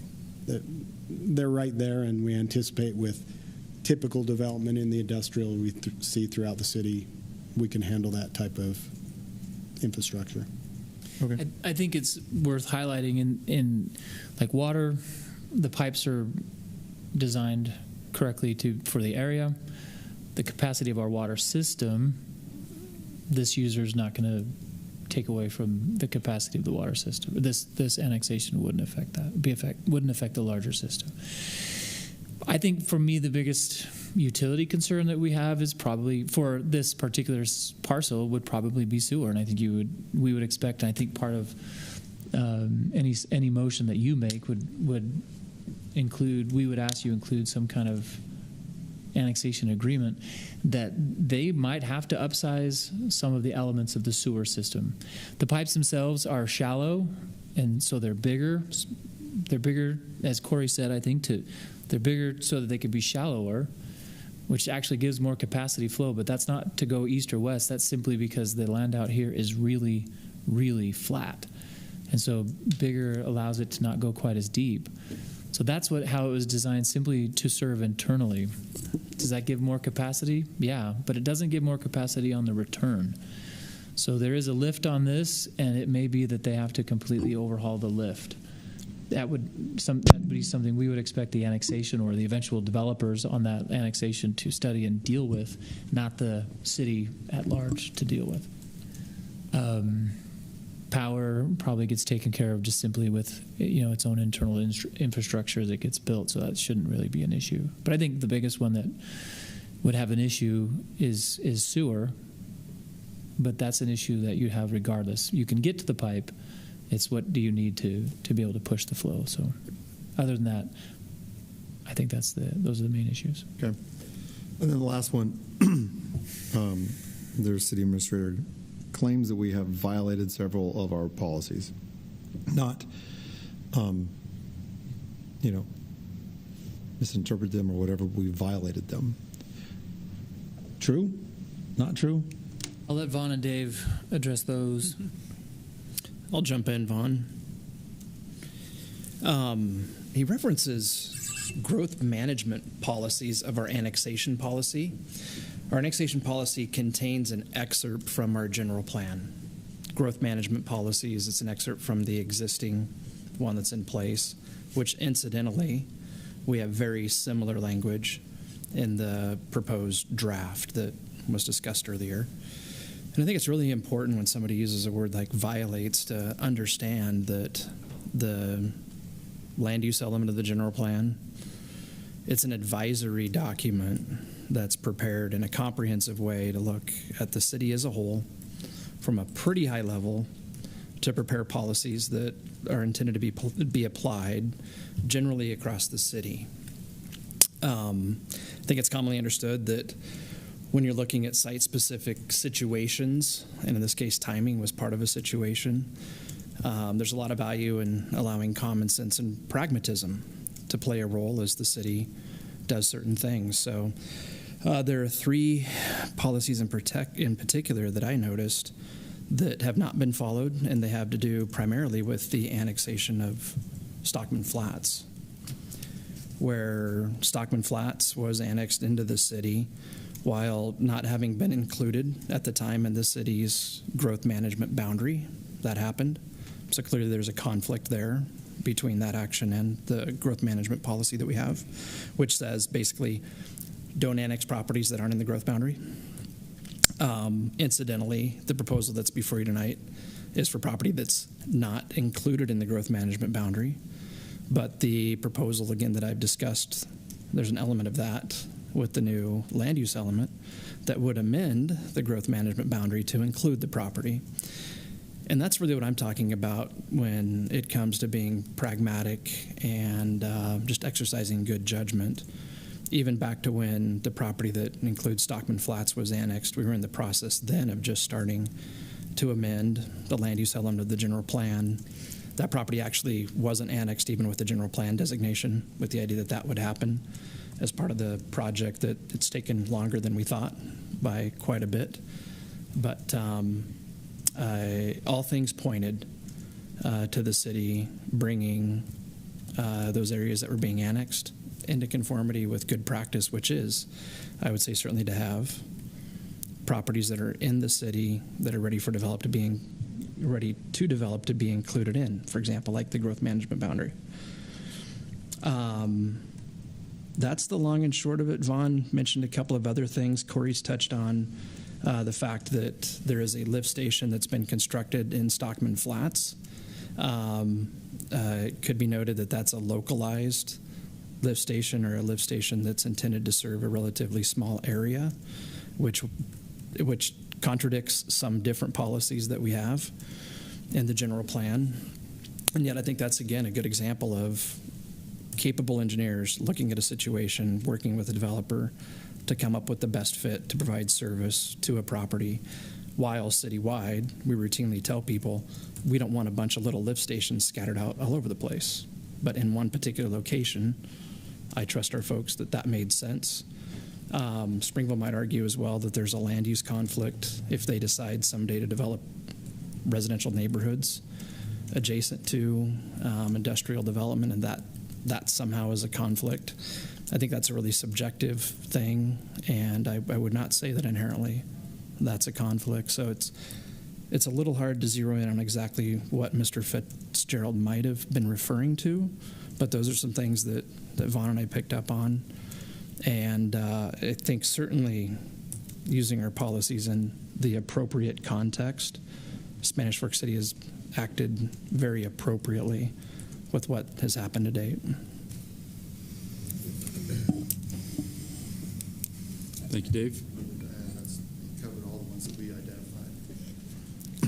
So potentially inconsistent with is maybe a better term, because the growth boundary isn't adopted yet. Yeah, it doesn't violate it. It's inconsistent. Okay. All right. Thank you all. I appreciate the conversation. It's quite the letter.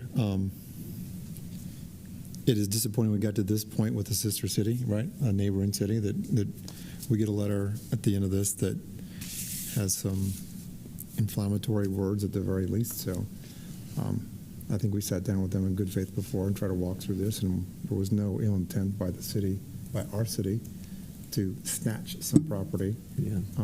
We wanted to listen to the property owner and try to understand their needs and work with them to move this along quicker. And I think we got to this point because we felt like that Spanish Fork had the capacity to meet the needs of the property owner in a much more expedited way.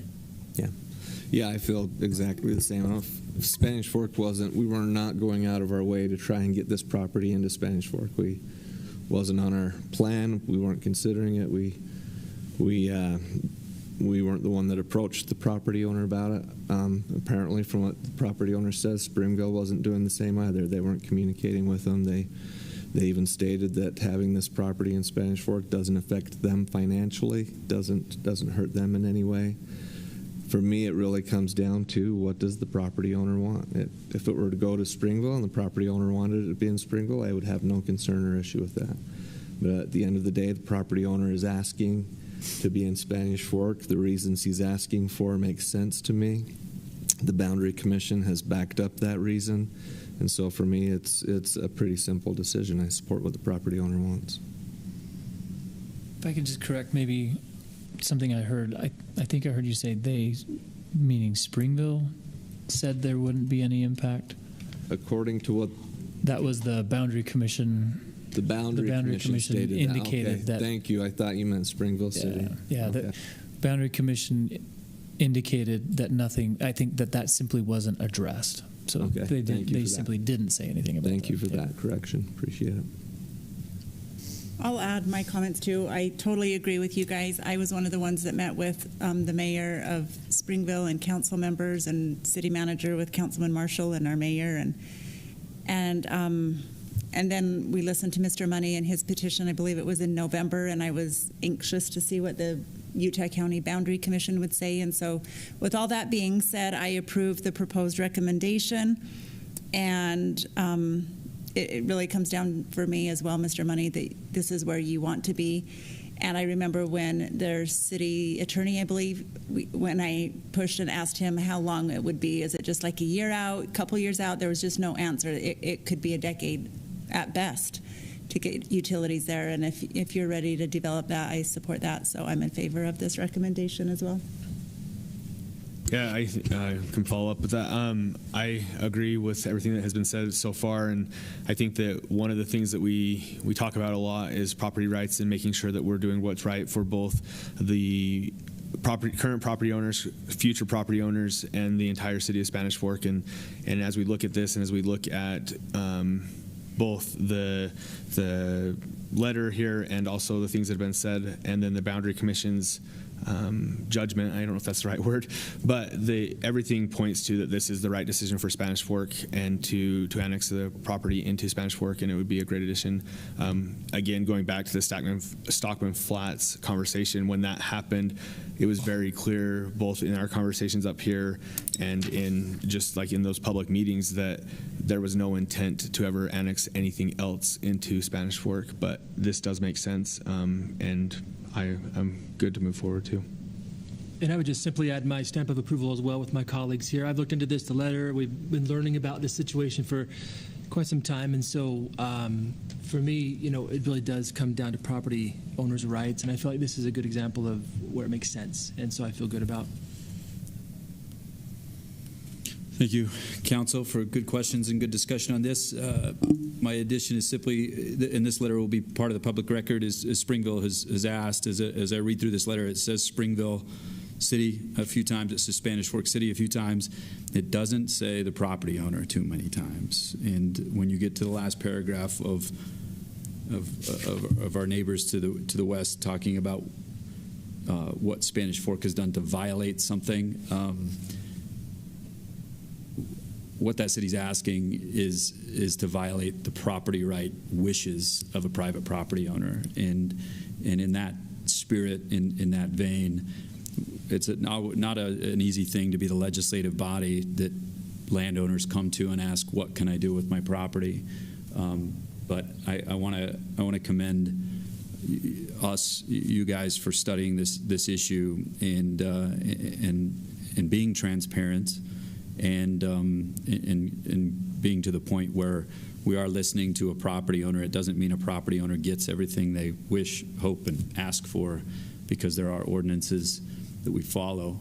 But I think we've done a good job to be transparent in this process and keep the most important thing that you all have mentioned about this, the property owner, in mind here, and what their wishes are. And I think that's what we're doing here. No ill will to our sister city either in that spirit, but that's, I think, where we've always come from on this matter. So I appreciate the good discussion. Mr. Mayor, yep. May I add one last thing? Please. And I apologize for not bringing this up earlier. The Development Review Committee did discuss the prospect of having the applicant, be property owner, Mr. Money, entering into a development, I'm sorry, in this case it would be an annexation agreement. So that prospect would mean that the council would approve the annexation tonight, conditioned upon the property owner entering into an annexation agreement with Spanish Fork City. The purpose of the annexation agreement would simply be able to spell out the expectations in terms of who would extend utility services to the property and things along those lines.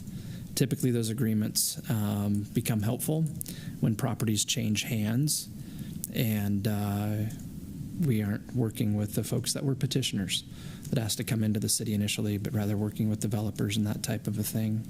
At least that's how I look at it.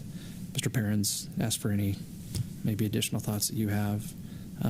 Frankly, routine matter that we would have brought up with the monies much earlier, but for the rather unique process that this annexation's been through.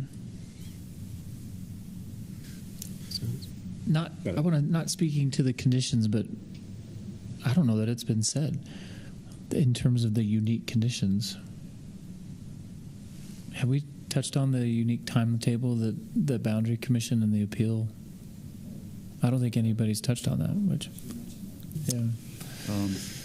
Since we got the decision of the Boundary Commission, the state statute has a window of time that you have to wait 30 days before you can act on it. I think that's mostly to allow the protesting body to, if they want to do an appeal or not. That passed, but then the statute also says you must act within 60 days of the date of that decision. So we had 2 regular meeting dates in that time frame, and this is the second one. So really, you do need to act tonight, one way or the other. We questioned whether or not we had to, like, the calendar was, if the 20th, it was like, ugh, is this not? And so the discussion really was, this is clearly within the window of time, so this is the better of those times. But that's a unique, you don't typically have that kind of shot clock on an annexation. And I don't know if we know the logic behind why that shot clock exists on one that goes to the Boundary Commission, but I assume, maybe go back a slide, I assume that perhaps because of the unique timetable that a Boundary Commission protest and whatnot adds to it, that maybe it's like now you really need to move in some direction one way or another, but there is that shot clock. I kind of like the condition. I like the condition. Not kind of like it. I like it because it's what we've been really focused on is should this annexation happen, not how it should happen necessarily, right? We've just been, let's get to the underlying, will we accept this into our city, and not really talked about the potential impacts of it. So I think a little more study after that's probably a good thing, and a annexation agreement would help us with that. But I think to this point, it gives me some comfort to say we moved. I mean, it's been a while, but we haven't talked about what it should be, what the land should be, and how it's impactful or not impactful to the city. We wanted to get to the point where we could say, yes, come into our city. Yes, we're there tonight. So I think that condition makes some sense. Yeah, I agree. Agreed. Yeah. With that condition added to the findings there, it sounds like I had maybe 5 of you starting to make a motion. If somebody wanted to officially go ahead, Shane. Make that motion. Don't mess up, Shane. All right, I'll make a motion. I move to approve the proposed ordinance for the Brent money annexation based on the following findings. One, that the annexation of this property would eliminate a peninsula within the unincorporated Utah County. Two, the staff believes that this area can be serviced by Spanish Fork City Utilities, and I would say that it's not currently being serviced by Spanish Fork City Utilities. That the subject property appears to be in the path of development, and a condition that the applicant enter into an annexation agreement with Spanish Fork City. Motion made with those conditions and findings by Councilman Marshall. Second. Second by Councilman Euler. This is a roll call vote. Councilman Cardon. Yes. Councilman Took. Yes. Councilman Marshall. Yes. Councilwoman Beck. Yes. Councilman Euler. Yes. Item A is approved. Takes us, anything else you needed to add to that, Council? Okay. Real quick before we move on, Mayor, I just want to recognize some young men that are in the room tonight and thank them for taking time out of their evening to join us in a council meeting. I think that's pretty awesome. Are we wrestlers or scouts or what are we? I don't know. We're youth group? Wrestling Scouts. It's group. Oh. Yeah, thank you for joining us tonight. If you go the distance, there's usually candy up here in these drawers for kids. Another 3 hours and you can have a Twix.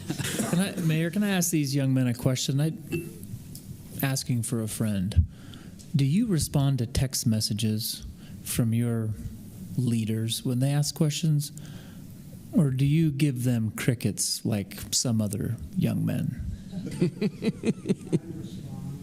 What does the definition of try mean? Like, do you even give them a thumbs up? Once in a while. So your honesty is just normal. I like it. So your priest group is normal, is what he's telling you. Man, that is like the hardest thing in the world. It's just a thumb. That's all I want. No other digit, just a thumb, up or down. It's awesome to have you guys here. Thanks for letting me give you a hard time. Thanks for coming, guys. See, he gave me a thumbs up right there. He didn't even think about it. Yeah. Two items of new business before we adjourn from council meeting. A and B. A is the resolution selecting a 911 ambulance and inter-facility transfer provider. I assume this is going to be Mr. Chief Eddie Hales discussing this. You can ask Matt to do it. I will, yeah. Matt, you want to fill in? What? Mayor, Council, thanks. This resolution is before you tonight as a follow-up to our meeting on January 20th in work session when we brought to you, as recommended by state statute, that we placed an RFP for our ambulance provider in the city of Spanish Fork. We placed that RFP on January 5th. It closed on January 14th. And part of that RFP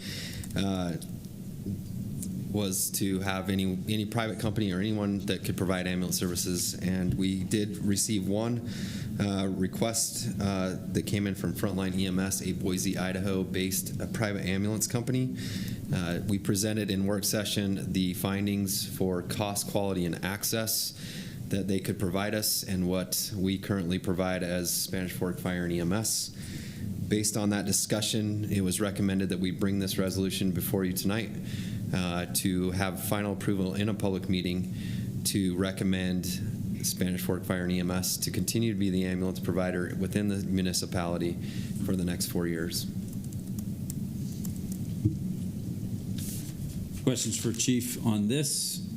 We did see those proposals come over as state law dictated, and the citizens should rest assured you are getting the best service, but getting the best price for the service from your Spanish Fork Fire and EMS. Does anyone in this room want to share a testimonial of the fire department arriving and putting out any fire in your garage recently? I hope not. Are you serious? We all saw it, Mr. Miller. Yeah. We have a short meeting tonight. We may as well hear from our regulars. In the history of his attendance, has he ever said anything? No, I think this is your moment. No. Yes, I have. The very beginning after Spanish Fork 101. That's right. I was elected or selected. Selected. Yeah, It's at the stage. It's a cold December day, and Darren's working in his garage. If you own a Jeep, you're always working in your garage, and I love working in my garage. And I had a fire break out in the Jeep, which then did a lot. It ruined the Jeep. The Jeep was Nalita's, my wife's.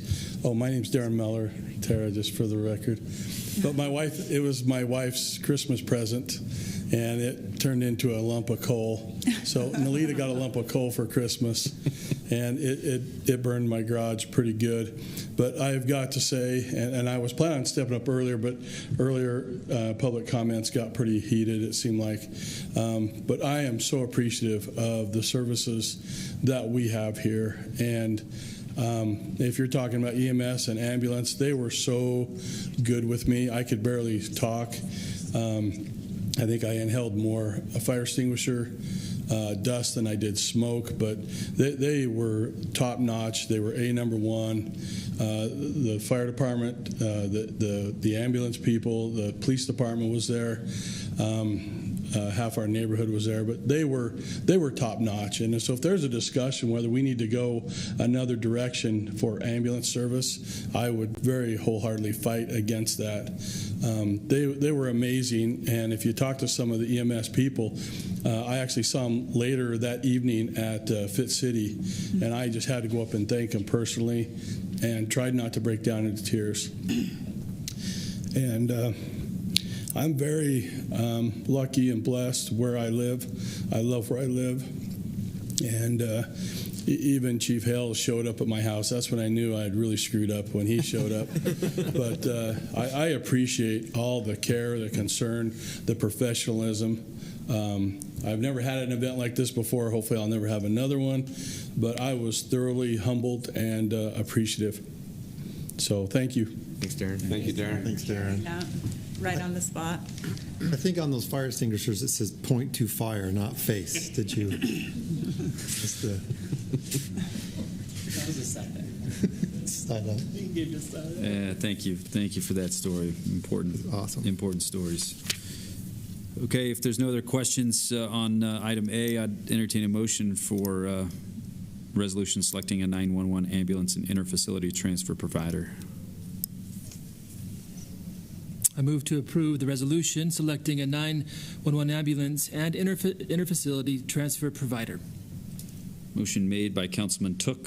Second. Second by Councilwoman Beck. A roll call vote. Councilwoman Beck. Yes. Councilman Marshall. Yes. Councilman Took. Yes. Councilman Cardon. Yes. Councilman Euler. Yes. Item A is approved. Takes us to the last item of tonight, the Fairgrounds Arena Project Phase 1 contract. Mr. Dale G. Robinson. Dale R. G. It's R? It's R. You will never guess what his middle name is. Okay, I won't.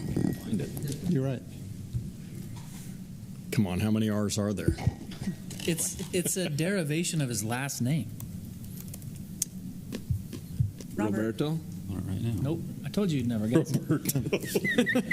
Why would I walk into that trap? Why would you? Rob. Rob with two B's. With two B's. Hey, I was close. To be Not or bad. not to. Not bad. That is my grandmother's maiden name. So I have two grandsons named after their grandpa's middle name, and it's R-A-U-E-R. What? Tricky. R. R? A-U-E-R. Oh. R. R. Okay. Well, I'm glad we got that out of the way. Thank you. Put that on the record. It's important Sarah, stuff, apparently. Now that everybody knows my middle name.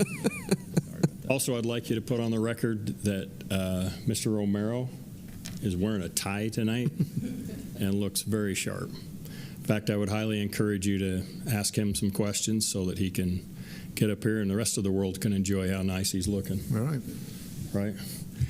I appreciate Matt being here to help with this, and we've talked about this for quite some time through a work session, and last week at Midway, I ran into Councilman Euler this morning at the gym at the Fit City Center. Missed all of you. That's because we were too late for some of you and too early for others. But he had some questions that I thought might be important for us to review. Did we decide this works or doesn't work? Okay. So I thought maybe for Post Malone and others who are watching tonight that we could I'll just do a brief overview of what this is about. and then explain the phases that we decided we needed to go to when we met yesterday as a committee. Basically, we're looking at a new, we originally looked at renovating the Willie Barn. It's got some real risk issues in it. And we decided that after we did some studies on it, that there's no way that we could retrofit that building because it was too old and risky, and we would have to put way too much money in it. So we decided to come up with a new plan and propose a new arena and also a new indoor stall barn. And I'll explain a little bit about how those two are important, that they both work together in just a moment. That's a rendering of the new arena, new indoor arena. You'll notice this is the south side of the building where we'll have some entrances there as well as some parking.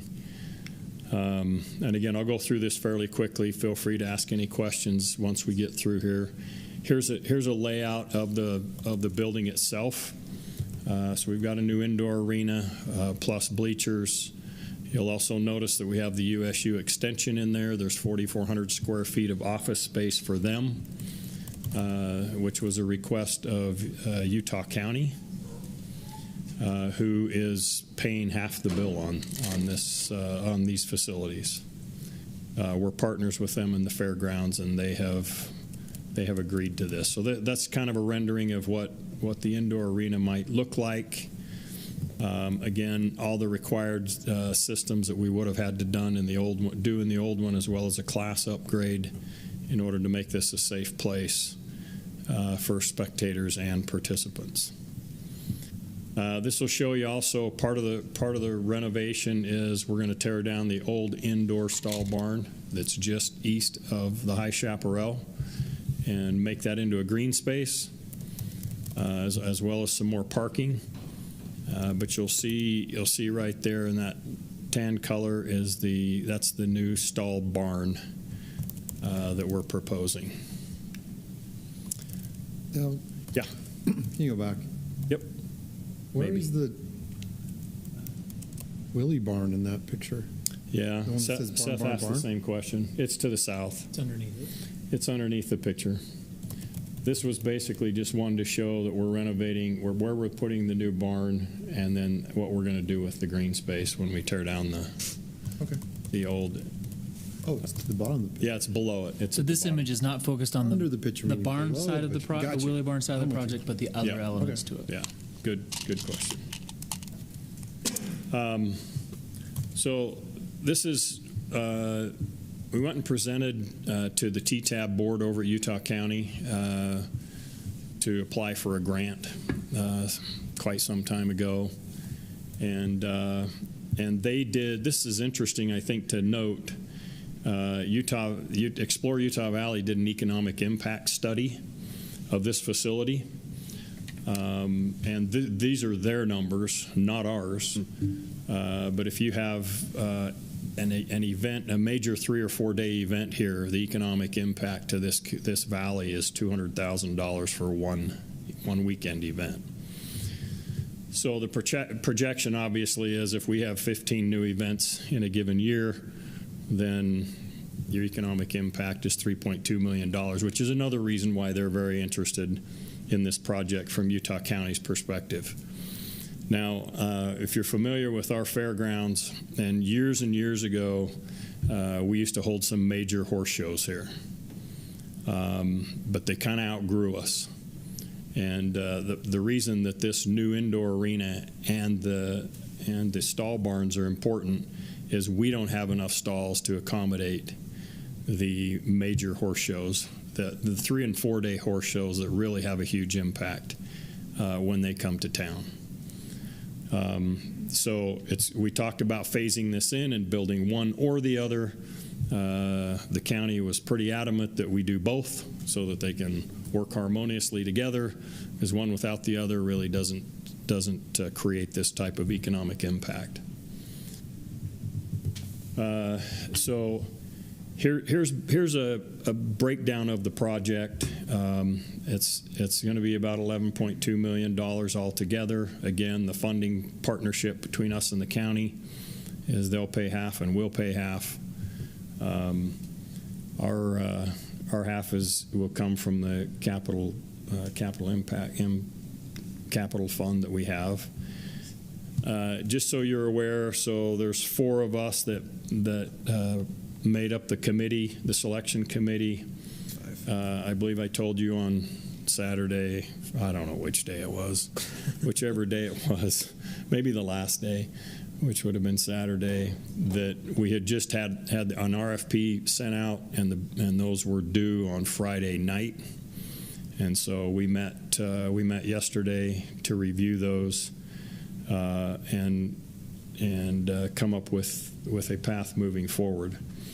This chart's going to need a little bit of an explanation because the RFP was put together, and what we asked them was, we asked them for a design percentage as well as a construction management percentage. And the reason is because they didn't have all of the work information that they needed to be able to come up with a GMP, a guaranteed maximum price. So these are the order that we ranked. They're obviously, so the numbers, the actual dollar amounts is the percentage in each of those columns times $11 million is what we put out for the RFP. So that's how those numbers came to be. The only thing that the contractors gave us was what percentage they were going to charge us to do the design and what percentage to do construction management. So, that make any sense to you? It did. Okay. Just math. Multiplication. It is just math, and it's multiplication. That's good. I'm not going to do it. Yeah. So, the RFP, their fee in the RFP was 0.86% and 2.04%. And if the construction value comes in higher, will it be $95,000 or 0.86%? 0.8%. Okay.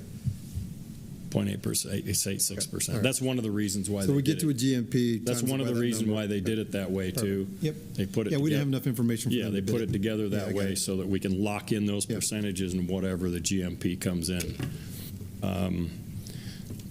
So let me, and I alluded to this Saturday when I visited with you. Our challenge here is steel is having an increase. And so when we looked at this, we decided that we needed, we decided that we needed to get the buildings ordered. It just so happened that Barber Company, who we selected anyway as our top candidate, they put in a GMP for the buildings in their proposal, because he knew the buildings were going up, and so he gave us some extra, basically gave us a guarantee and said, this is what it's going to cost you for those 2 buildings. Now, that includes erecting the buildings. It includes all the concrete. So we decided we needed to break this into 2 phases so that we can get the buildings coming. So the increase is 11%. In this case, it's about $150,000 that it will cost us if we don't order this and get it coming. The end of 1st of March, it's going up another 10%. Was it 10%? Yeah, another 10%. This happened once before. I think it was when we were building the library, if I remember right. So we decided to break this into 2 phases.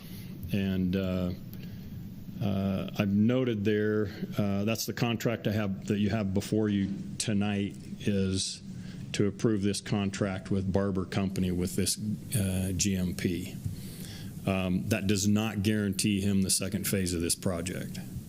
So we're not tied, we're not backed in a corner anywhere. We don't have to worry about what we'll do is we'll get a GMP for the 2nd half of this project, And if his is competitive and the committee decides, hey, this still has to come back to the council on a second contract that says, here's the second phase, you guys still need to approve it. But if it's not satisfactory, then we certainly can take this right back out to bid with other contractors and see if we can get a GMP that we're comfortable with. So what exactly will we buy?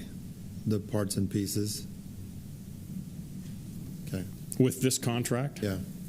Yeah. No, the erection, the construction. You're buying all of it. I mean, he's actually constructing it and building it. What are we not getting, I guess, is a better question. Yeah. What is phase 2? That's where you call Matt Romero to the stand to talk about what you get in phase 2. What's behind door number 2, Matt? Go back. So, which one?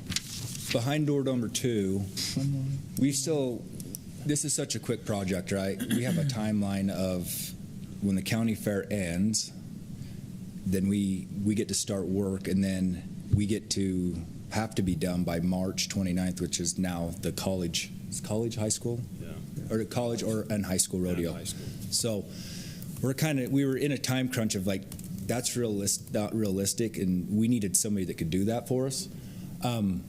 But coming up with this is we haven't really designed what the bathrooms look like and what the bleachers look like, and then we've done the design work on the infrastructure of new utilities that need to be upsized and all that, because a lot of the utilities down there are old, and we need to bring those to code. And so a lot of that's been done, but there's still some unknowns there that we've got to figure out and hash out. I talked with Barber Company this morning on all this and trying to get a guarantee, not really a guarantee, but a good comfort level, because when you look at those numbers, it's kind of like, wow, they're way cheaper, right? Well, I think with these guys, I talked to some of their references, and while you guys were in Midway, I was home working on my computer, looking through RFPs, so I could be prepared for the Monday meeting. But one of his clients, a local person, is Doug Ford. He did Mountain Country, and Doug is very praised on this guy. He says, if you're going to go with this type of building, this is the guy you hire. And the good thing about this guy is, and this company is, most of those other contractors on that list are going to hire him to do the building anyways. So we're cutting out that company's overhead. So that's where I was so thankful that, he put in on this, because I didn't know if he was going to, and it kind of made it, after reading the RFP and seeing what he did, it was like, all right, this is our guy. And I felt like the whole committee felt the same way on that. So we feel very comfortable with him, and we feel very confident that we can get it. We will get it to that 11.2 that we've shown all along, even if we have to trim a few things here and there to make it happen. And Stacy and Kevin can see that I've done that quite a bit, but we feel pretty confident that we're going to come back pretty quick with the final second phase of it before the building even gets started and built. Our biggest thing was I think our hope is that by May-ish. April, May. That we've got this. Talking with him, he's already ready to go. Probably the end of next week, and start getting into that design, and he has ideas of what we need, and he's expressed those to me today in my conversations, and so we feel confident that we'll be back pretty quick. To Shane's question, though, like on this image right here, I'm going to say my high-level answer to your question, what are we getting with this? What aren't we getting with this? Yeah. We're certainly getting the skeleton, the frame of the entire structure of this, and then I'll go to another image in a second. But we're not fully outfitting all the walls. Well, we might he's get the got bleachers. he's got that. Yeah, but he doesn't have an exact number for that. He's put in a number for that. When I talked to him about that 5.1, he was very confident about that, and he's very confident that he'll get us to that 11, and not be over. And so on this image, this also is the structure of the new barn. Yes. Right. So that brownish building, that new barn. Mm-hmm. It's not the site work. It's not the green space work that's there. It's the shell. And so it's all of the structures and the construction of those structures, not all of the inside parts. Some of the inside parts, but not all of the inside parts, and not the site work. We have a document somewhere that says we get all of these things for $5.1 million. Yeah, and a lot of those inside of that new barn right there is an FF&E that we've done our due diligence on stalls and stuff, and so that's, I would say, the soft costs.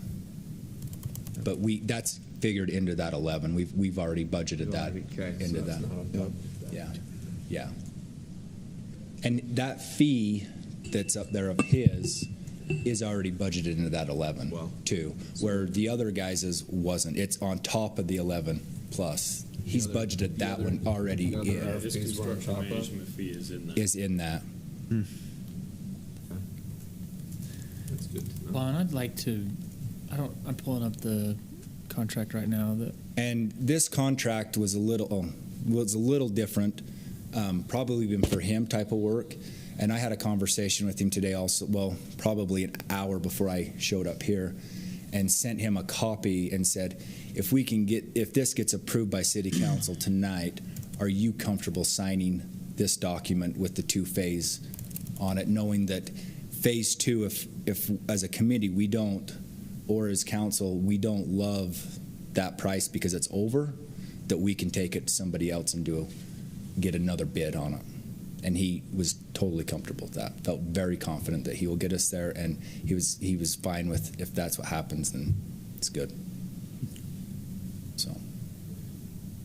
And good work. Yeah. And one other thing on that date, if we decide to go forward tonight, I'll call him tonight and we'll get the building ordered.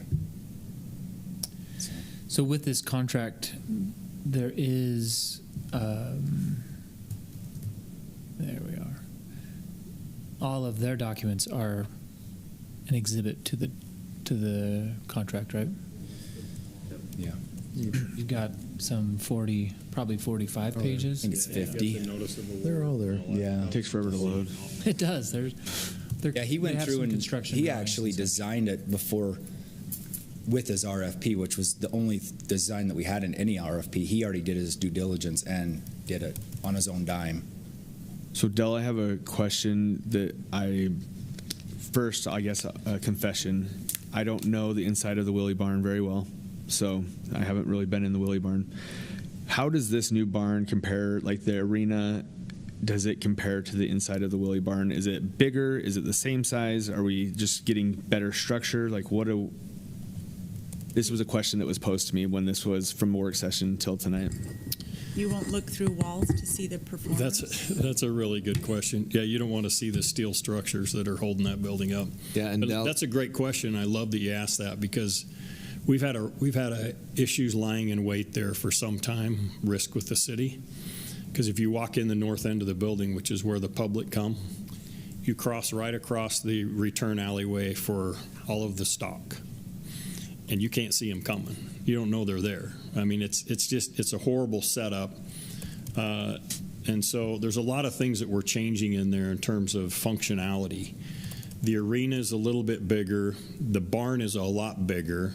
Well, yes, it's from 172 by 380 to 180 by 400. So we've created a warm-up area as well. During the rodeo, this is used heavily for warm-up because you've got barrel racers coming in and out of there into the outdoor arena. So that has been realigned, so that's straight on rather than going off on an angle. We have put some, before the bleachers, you've got poles sitting in front of you. You can't see. The press box was in the way, so the spectators couldn't see the barrels on the far west end of the arena. A lot of sight obstructions that we're correcting. Bucking chutes we've moved to the other end, so we've changed this alleyway so that now you've got a main entrance on the south end that has no interference with stock.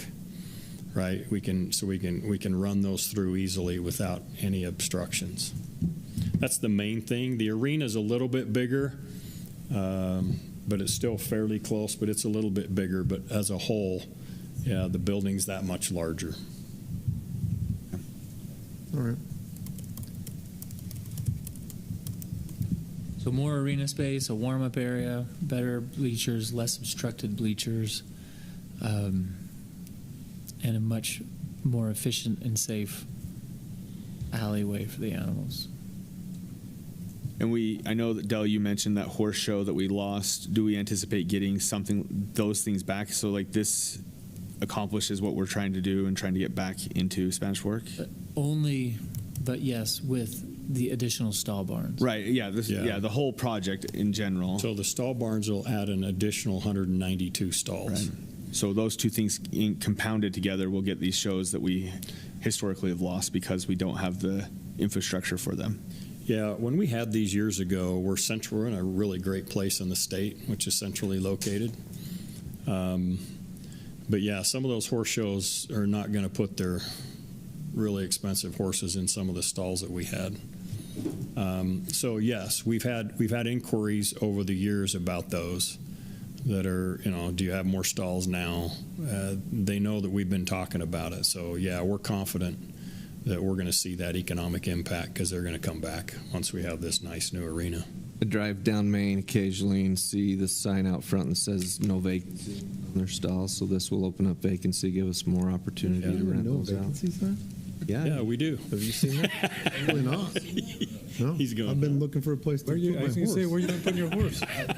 Now I'm going to in his backyard. I'm going to have a spot. He's got a steel horse. So Dal and Seth, maybe walk me through the money part of this. So 11 plus total for the dollar amount. County's paying half of that. Does the county pay us and we pay the full 11 million? And if that's the case, when does the county pay us that full 5? And when does that then need to in turn be paid for the project?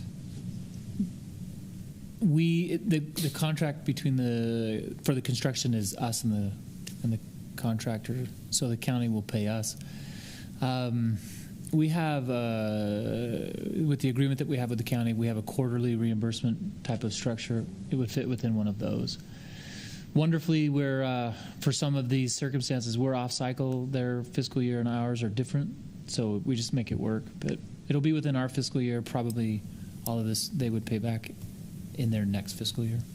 Are there any capital projects that we're pushing off or delaying because we're moving forward with this one? No, this has been in our capital improvement plan for the last couple of years. We had talked about doing the Willie barn 1 year, and then the stall barns another year, and then some of the landscaping and whatnot a third year. So we were going to do this over a 3 or 4 year run. The county, I think, really prompted us we'd like to just do it all at once if we can. So we had to take a hard look at, 1, our cash flow for it, and then 2, the capability for it. And I kind of relied on Dale and Nick to understand the capacity at the fairgrounds. But cash flow wise, it works. It's a little tight for 1 year, but it's okay after that. Yeah, because I wasn't at the work session, maybe just quickly, if you can, walk through the cash flow and how it's being paid.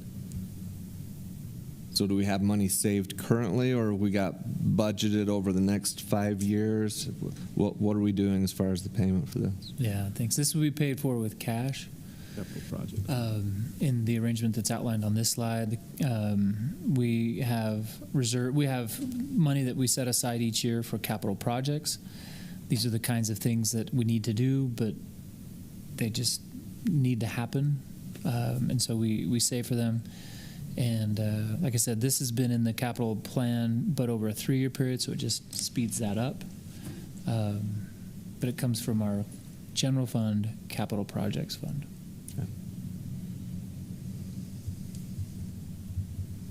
I will say I think it shouldn't be just glossed over, the partnership with Utah County here. I love that Utah County recognizes Spanish Fork as the center of this kind of stuff with our heritage, with ag, with rodeo, with fairgrounds, with everything that has to do with what will be in this place is really cool. And it's not just because it's an identity of ours that will continue, but it's because of a revenue aspect to it. This is economics as well, not just the pride. This is the pride and the progress, and the partnership with the county in here is not lost on me, as well as USU. I'm excited the USU extension. It doesn't mean that all of Cache Valley cheese is coming down to Spanish Fork, all of a sudden.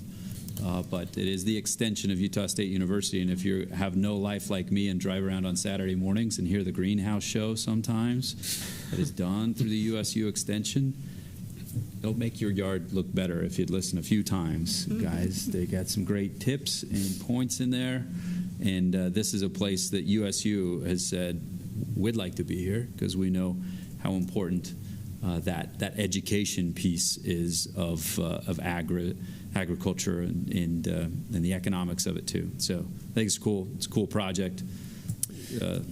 Yeah, and Mayor, you highlighting that relationship with Utah County, our most recent resident survey that was completed at the end of last year, we ask a number of questions. One is, how often do you use this facility or that service or that amenity? We ask the residents as they respond, and of the, I think, 1,800 residents responses that we got from that survey, identified about 12 to 15% of our residents that go to the fairgrounds regularly, more than once a year. And then a really large number of residents, and when I say really large, I mean like 60-ish%, give or take, that go there once a year, which means that a lot of our residents are going here for the Fiesta Days Rodeo for sure, and then a small portion of our residents use it on a more regular basis. And so having that connection with the county really highlights that this is a regional amenity that is housed right here in our town, and it's on 475 South Main, and I don't think that that's something we can gloss over. Like, it's not like a fairgrounds that is way off in the whatever part of a community, but it's in 475 South Main, right? So it's right in our downtown. Yep. And so that it be a vibrant element to our community, to our Main Street is really special. But having that connection with Utah County makes it really feasible, because this serves so many people, many of whom on a more regular basis are not residents of our town.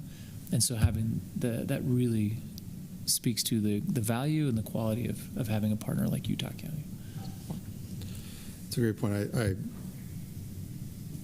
We were talking about when Scott was presenting on the library, there was like 30 or 40 high school kids come here after school, and where would they go if they didn't come here? And we're talking about the Fit City Center. Where would those kids go if they weren't going there? This is the same thing, right? There are people going there. Where would they go if they didn't go there? Like the variety of opportunities that we have created as a city to bring to have a community here, I think it's pretty dang cool. And you're right, it's on Main Street. Like, these amenities are on Main Street because we value them as a community, and it's a pretty impressive place to grow up.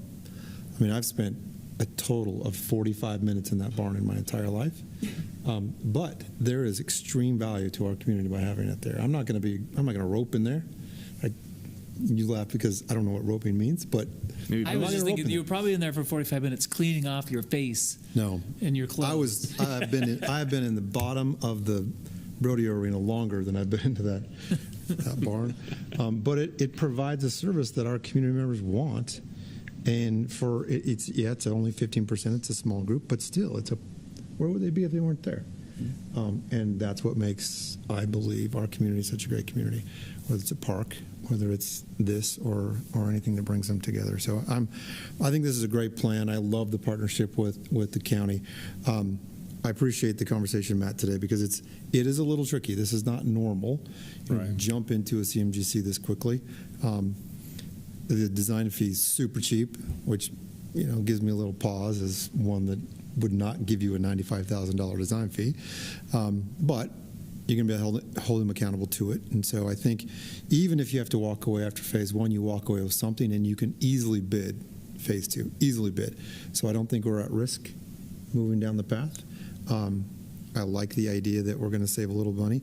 I think there is enough incentive to move forward without the specter of, if you don't sign this today, it's going to cost more money, because I don't like to be put in that spot. But I think there's there's other reasons to do it other than that. So I appreciate this. Matt, crew, thank you for the hard work of getting to the point that we're at today. This is not easy. And Mayor's spot on. The help of the county is it's good to have. I think it'll be a good solution for all of us. One thing on this contract, does the county have to agree that we're doing phases, or do they care? I don't think I can answer that question. My guess is they don't care. We're going to get reimbursed no matter what. They want the full project. Okay. So I don't. They have agreed to this number. Yeah. Okay. Right. 5.6. All three of them have said, as we presented this to them, they've agreed to that number. Okay. So as long as we stay under that, they're going to be. It probably wouldn't hurt to send an FYI it's a good idea. tomorrow morning to say, hey, we're moving forward with this, and this is our direction. Yeah, just to get and like you said, the reason for it is that we can save on the metal for the building, but not. So hopefully it costs a little bit less than what we've put. Yeah, with this new construction, new facility, do we expect any type of fee adjustments as far as stalls and other things in the future, or has that not been brought up yet? We're continuously looking at those, but more than likely you will see somewhat of an increase. Should. Yeah. I mean, it's a $11 million improvement, so it's a better facility. We will. It's a much nicer facility. We'll have indoor stalls. There's going to be some. Yeah, we're talking about it. There hasn't been anything solidified yet, but we'll bring that to you when we get to that point. Okay. I just want to say I'm excited about this. I have watched it come together. We've had our meetings and in general the project, and I just feel like it's great that it can be a joint project with the county, and I think about the future and the value it'll add to the community and the fairgrounds and the different usages of it. And like you said, to bring back things that we've lost when it comes to, different horse shows and so forth. And I just feel like it's going to be a game changer for us. I think it's hard to see it right now maybe for some, but I'm excited. One caveat before going to a motion, in case the citizens don't know or have forgot, it called the Willie Barn because of Willie Nelson, and used to have a ranch, and we got that barn, the guts of it, from Willie Nelson. So that was brought down here in the 80s, I believe, and was erected and named the Willie Barn. It's at its end of its economic life, kind of probably like Willie is. Ow. Oh. Well, he hasn't worn our hat. You got to know when to hold them. So this is a good decision when something is in disrepair like it is, to talk about the next decades of people that are going to enjoy this, because this has been enjoyed for decades in our city by our citizens, but by county residents and by people from all outside our state as well. This upgrade will just 10x that and make sure it's good for the next generation too. And, I mean, it was old when it was brought here in the 80s, and it's been another 40 years. So yeah, it was used then. This one will have a long life, just like Willie. Maybe we could get some other artists to do something there, and then we can name it after that artist later. Well, hey, I've learned from our president that you can just put your name on stuff. So I'm going to make a motion that we just make this the Marshall Barn. Ghosted. You've got to own a horse. I deny that before motion. You can even do that. Own a horse. Does that motion fail for lack of second? You're not going to get a second. No one seconded it. All right, fine. Anybody would like to make a different motion than Marshall Barn? The Beck Barn. Yeah. All in favor?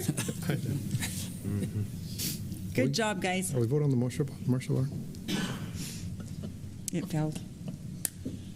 Okay, if there's no other questions for staff on this one, Matt, you don't want any more questions? You're good on the questions?